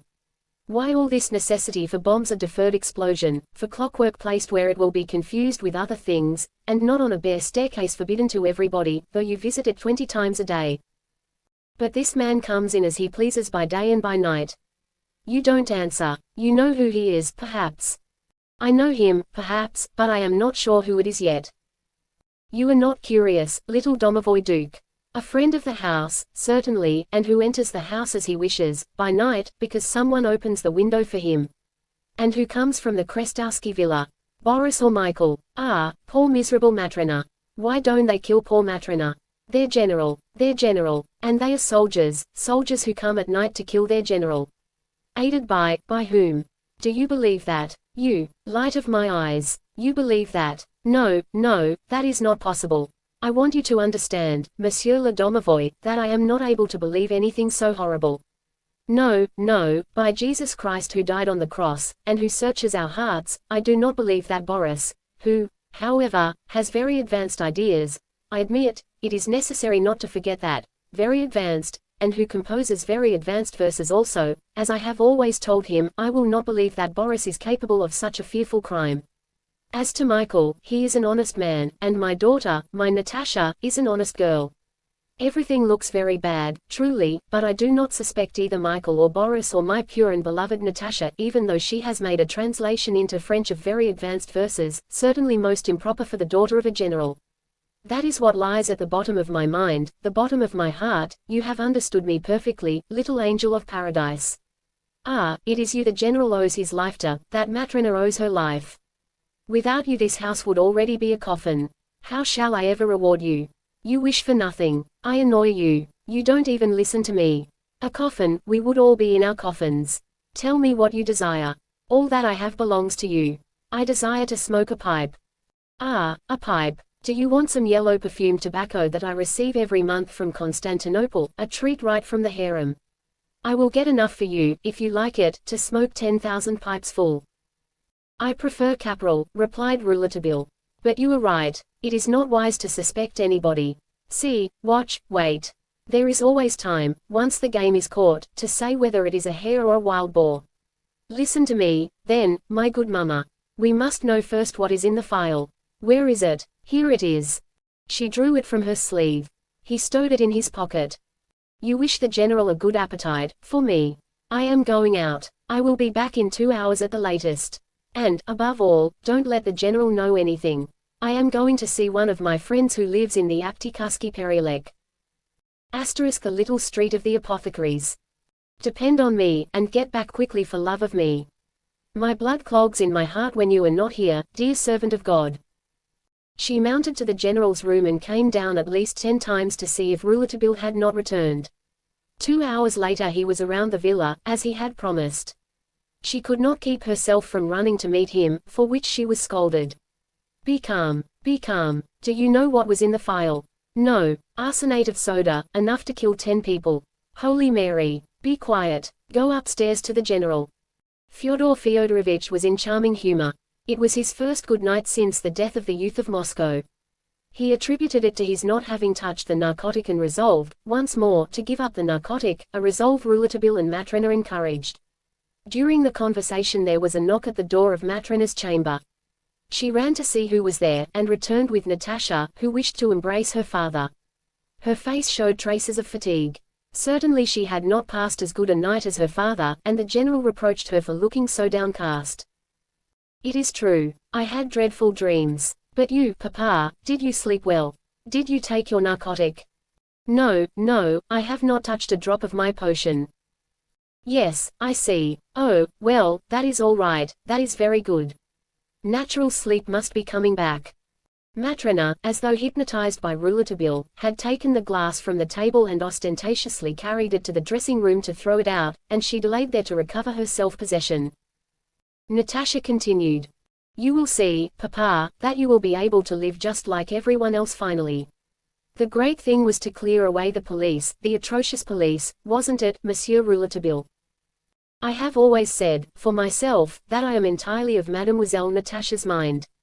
You can be entirely reassured now, and I shall leave you feeling reassured. Yes, I must think of getting my interviews done quickly, and departing. Ah well, I can only say what I think. Run things yourselves and you will not run any danger.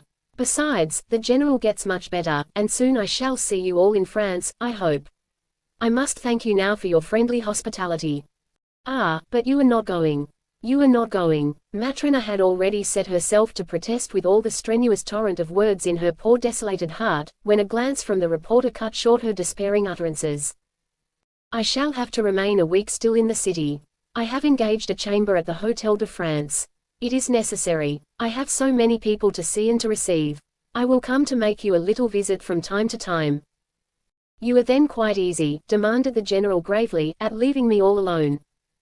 Entirely easy. And, besides, I don't leave you all alone. I leave you with Madame Trebassoff and Mademoiselle. I repeat, all three of you stay as I see you now. No more police, or, in any case, the fewest possible. He is right, repeated Natasha again. At this moment there were fresh knocks at the door of Matrena's chamber. It was Ermolai, who announced that His Excellency the Marshal of the Court, Count Keltsov, wished to see the General, acting for His Majesty. Go and receive the Count, Natasha, and tell him that your father will be downstairs in a moment. Natasha and Rouletabille went down and found the Count in the drawing-room. He was a magnificent specimen, handsome and big as one of the Swiss Papal Guard.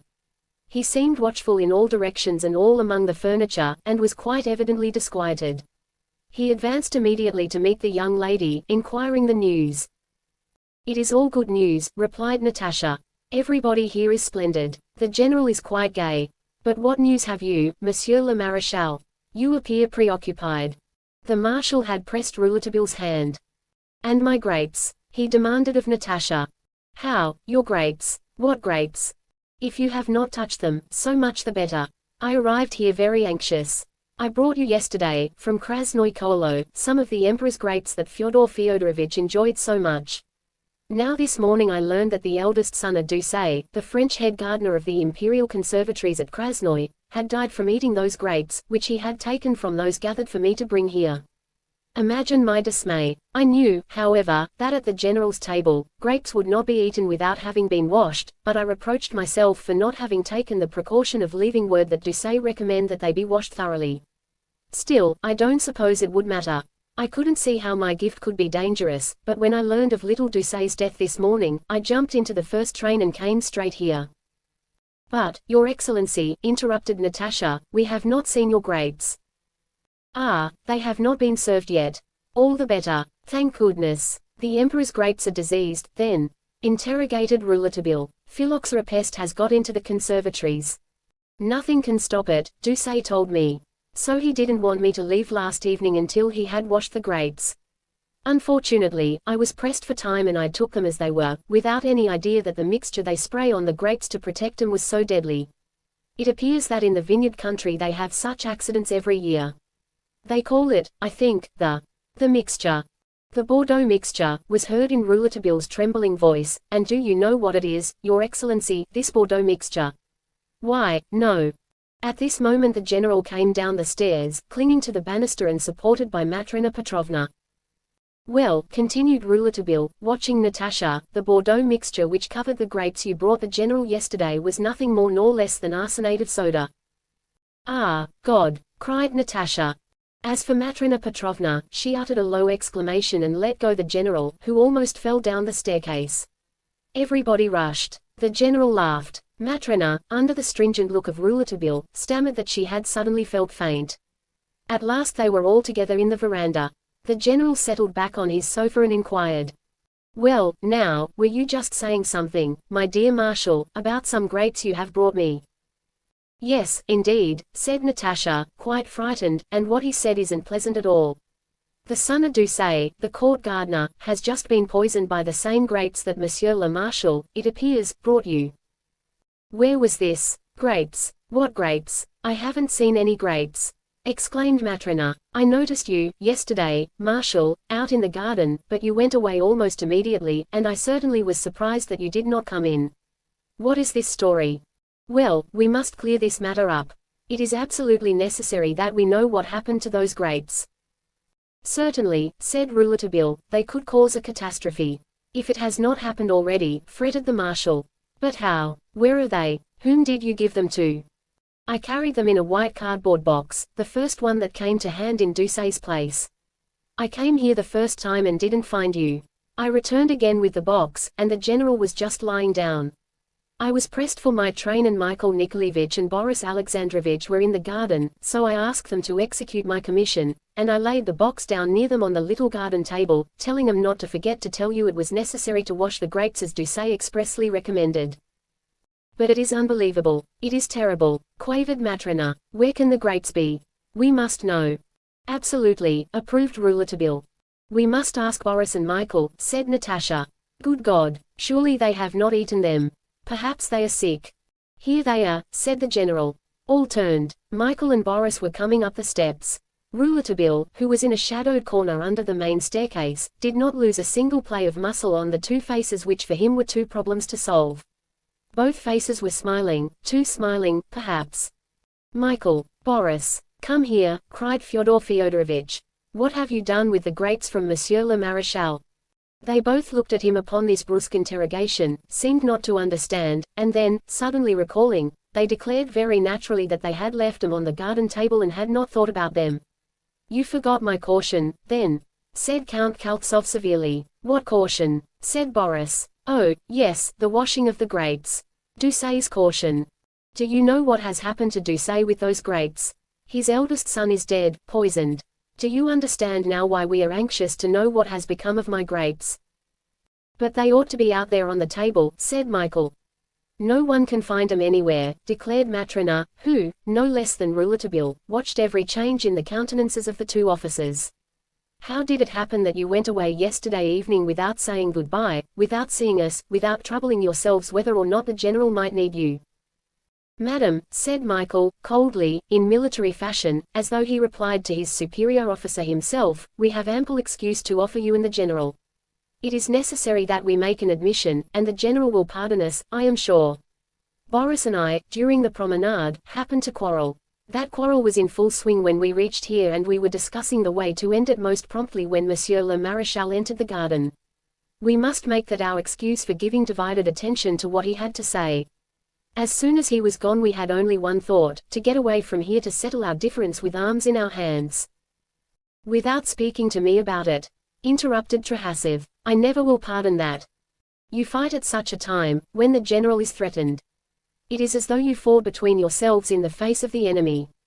It is treason, added Matrona. Madam, said Boris, we did not fight.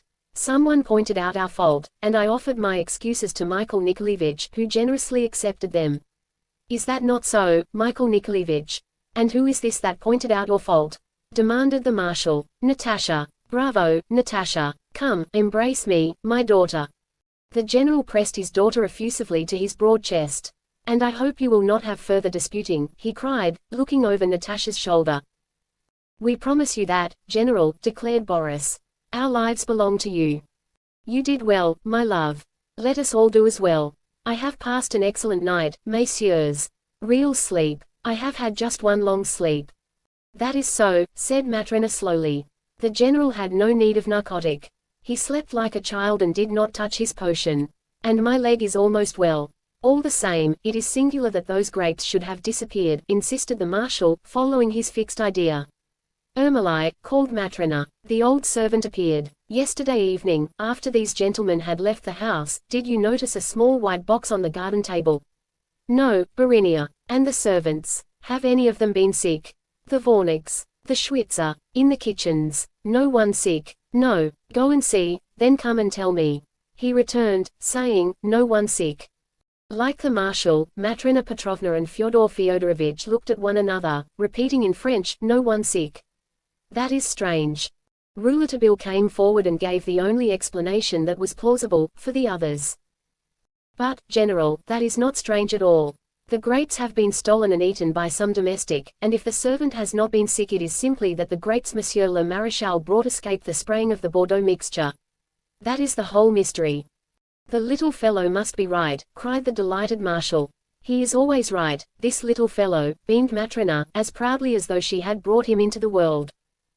But the little fellow, taking advantage of the greetings as Athanase Georgevitch and Ivan Petrovitch arrived, left the villa, gripping in his pocket the file which held what is required to make grapes flourish or to kill a general who is in excellent health.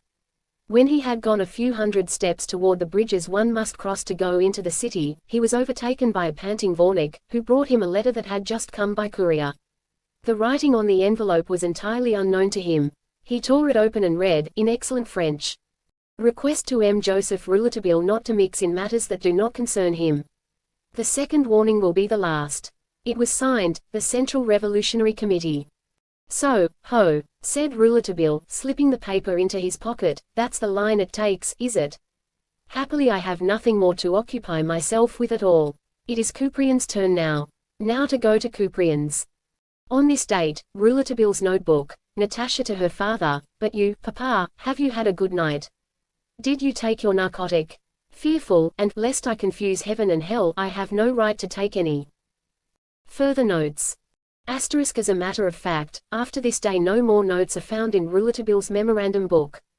The last one is that above, bizarre and romantic, and necessary, as Sainclair, the Paris advocate and friend of Rouletabille, indicates opposite it in the papers from which we have taken all the details of this story. The Little Chapel of the Guards. Rouletabille took a long walk which led him to the Troitsky Bridge, then, redescending the Nabizhnaya, he reached the Winter Palace. He seemed to have chased away all preoccupation, and took a child's pleasure in the different aspects of the life that characterizes the city of the Great Peter.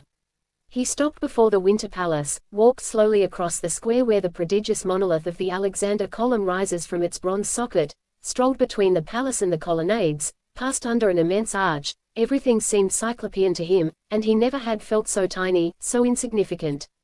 Nonetheless he was happy in his insignificance, he was satisfied with himself in the presence of these colossal things, everything pleased him this morning. The speed of the Isvos, the bickering humor of the Osvotchiks, the elegance of the women, the fine presences of the officers and their easy naturalness under their uniforms, so opposed to the wooden posturing of the Berlin military men whom he had noticed at the Tilleuls and in the Friedrichstrasse between two trains.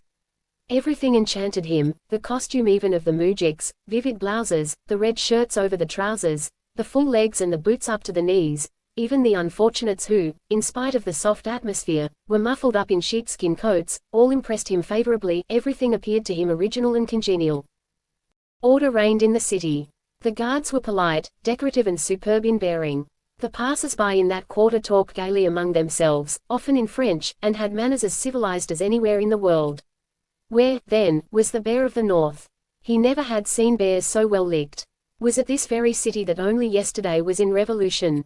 This was certainly the Alexander Park where troops a few weeks before had fired on children who had sought refuge in the trees, like sparrows. Was this the very pavement where the Cossacks had left so many bodies?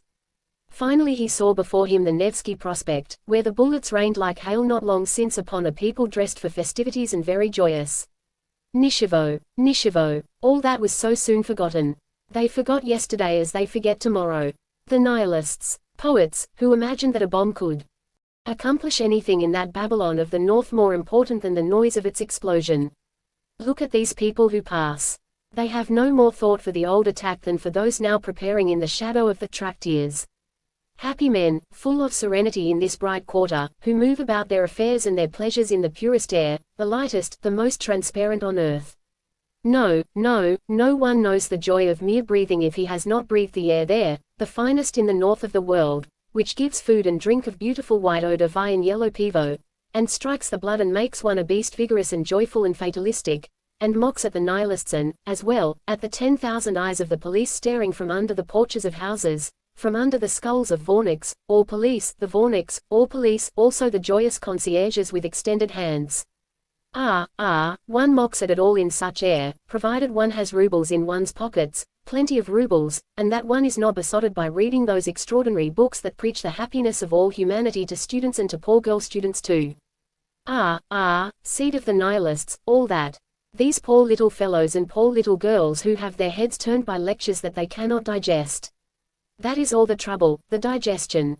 The digestion is needed. Messieurs the commercial travelers for champagne, who talk together importantly in the lobbies of the Grand Morskaya Hotel and who have studied the Russian people even in the most distant cities where champagne is sold, will tell you that over any table of hors d'oeuvre, and will regulate the whole question of the revolution between two little glasses of vodka, swallowed properly, quickly, elbow up, at a single draught, in the Russian manner. Simply an affair of digestion, they tell you. Who is the fool that would dare compare a young gentleman who has well digested a bottle of champagne or two, and another young man who has poorly digested the lucubrations of, who shall we say, the lucubrations of the economists? The economists. Fools who compete which can make the most violent statements. Those who read them and don't understand them go off like a bomb. Your health. Nishivo. The world goes round still, doesn't it? Discussion political, economic, revolutionary, and other in the room where they munch hors d'oeuvre. You will hear it all as you pass through the hotel to your chamber, young Rouletabille. Get quickly now to the home of Couperin. If you don't wish to arrive there at luncheon time, then you would have to put off these serious affairs until evening. The Department of Police. Massive entrance, heavily guarded, a great lobby, halls with swinging doors, many obsequious Schwitzers on the lookout for tips, many poor creatures sitting against the walls on dirty benches, desks and clerks, brilliant boots and epaulettes of gay young officers who are telling tales of the aquarium with great relish. Monsieur Rouletabille. Ah, yes. Please be seated. Delighted, M. Couperin will be very happy to receive you, but just at this moment he is at inspection. Yes, the inspection of the police dormitories in the barracks. We will take you there. His own idea. He doesn't neglect anything, does he? A great chief. Have you seen the police guards' dormitory? Admirable. The first dormitories of the world. We say that without wishing to offend France. We love France. A great nation. I will take you immediately to M. Couperin. I shall be delighted. I also, said Rouletabille, who put a ruble into the honorable functionary's hand. Permit me to precede you. Bows and salutes. For 2 rubles he would have walked obsequiously before him to the end of the world. These functionaries are admirable, thought Rouletabille as he was led to the barracks.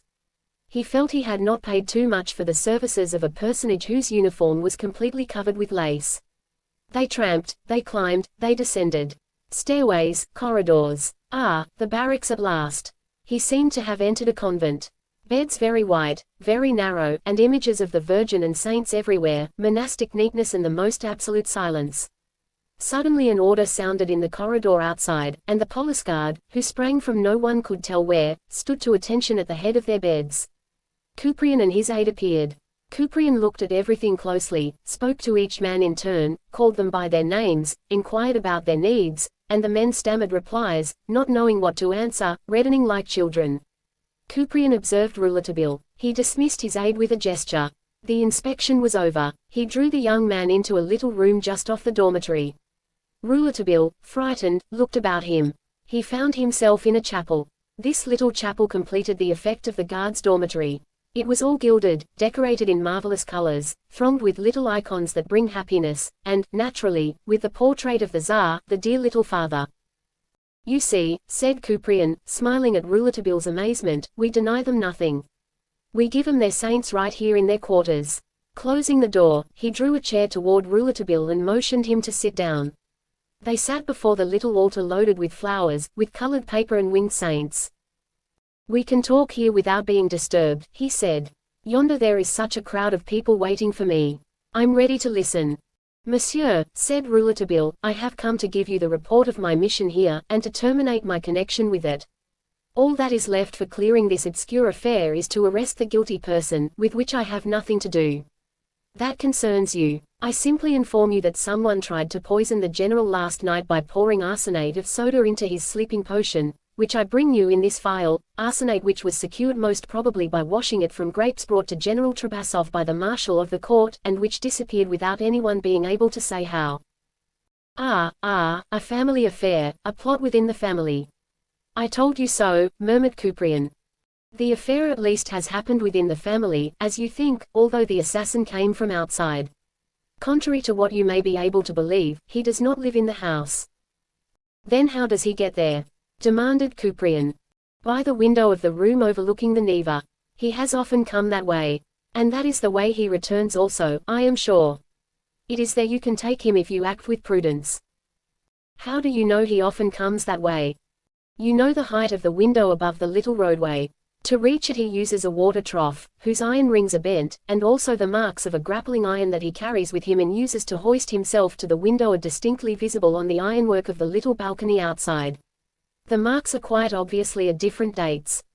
But that window is closed. Someone opens it for him. Who, if you please? I have no desire to know. Yes. It necessarily is Natasha. I was sure that the Villa des Isles had its viper. I tell you she doesn't dare leave her nest because she knows she is watched. Not one of her movements outside escapes us.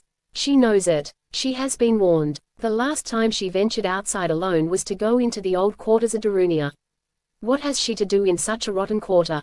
I ask you that. And she turned in her tracks without seeing anyone, without knocking at a single door, because she saw that she was followed.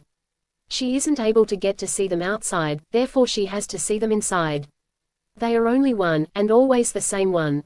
Are you sure? An examination of the marks on the wall and on the pipe doesn't leave any doubt of it, and it is always the same grappling iron that is used for the window. The viper. Monsieur Couprian, Mademoiselle Natasha seems to preoccupy you exceedingly. I did not come here to talk about Mademoiselle Natasha. I came to point out to you the route used by the man who comes to do the murder. Yes, it is she who opens the way. I can't deny that. The little demon. Why does she take him into her room at night? Do you think perhaps there is some love affair?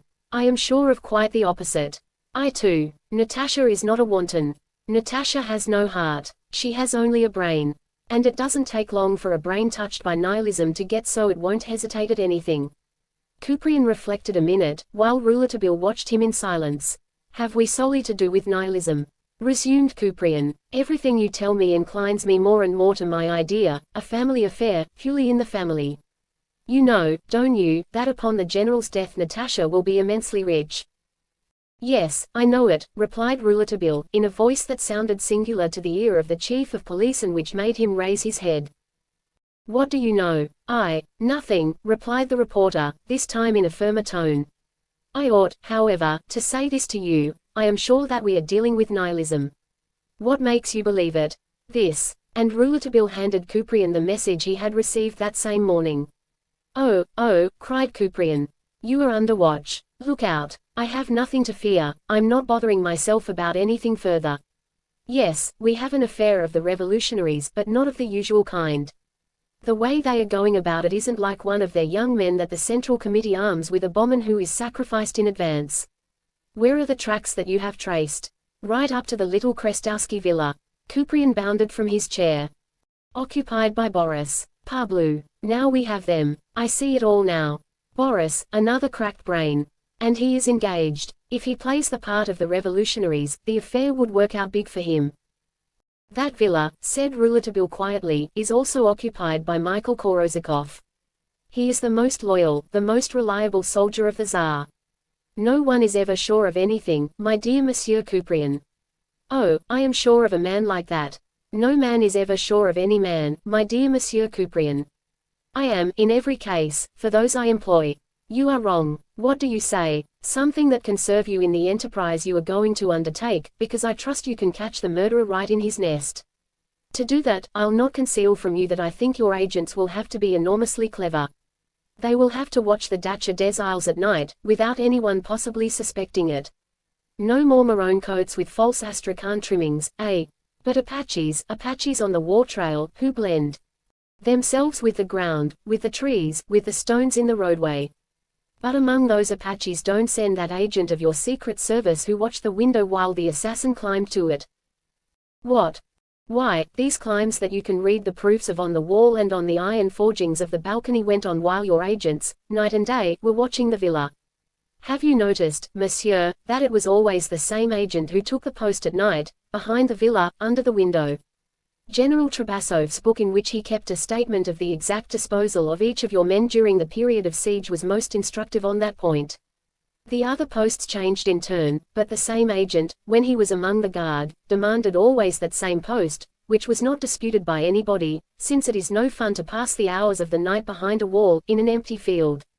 The others much preferred to roll away the time watching in the villa or in front of the lodge, where vodka and Crimean wine, kvass and pivo, kirschenchi, never ran short.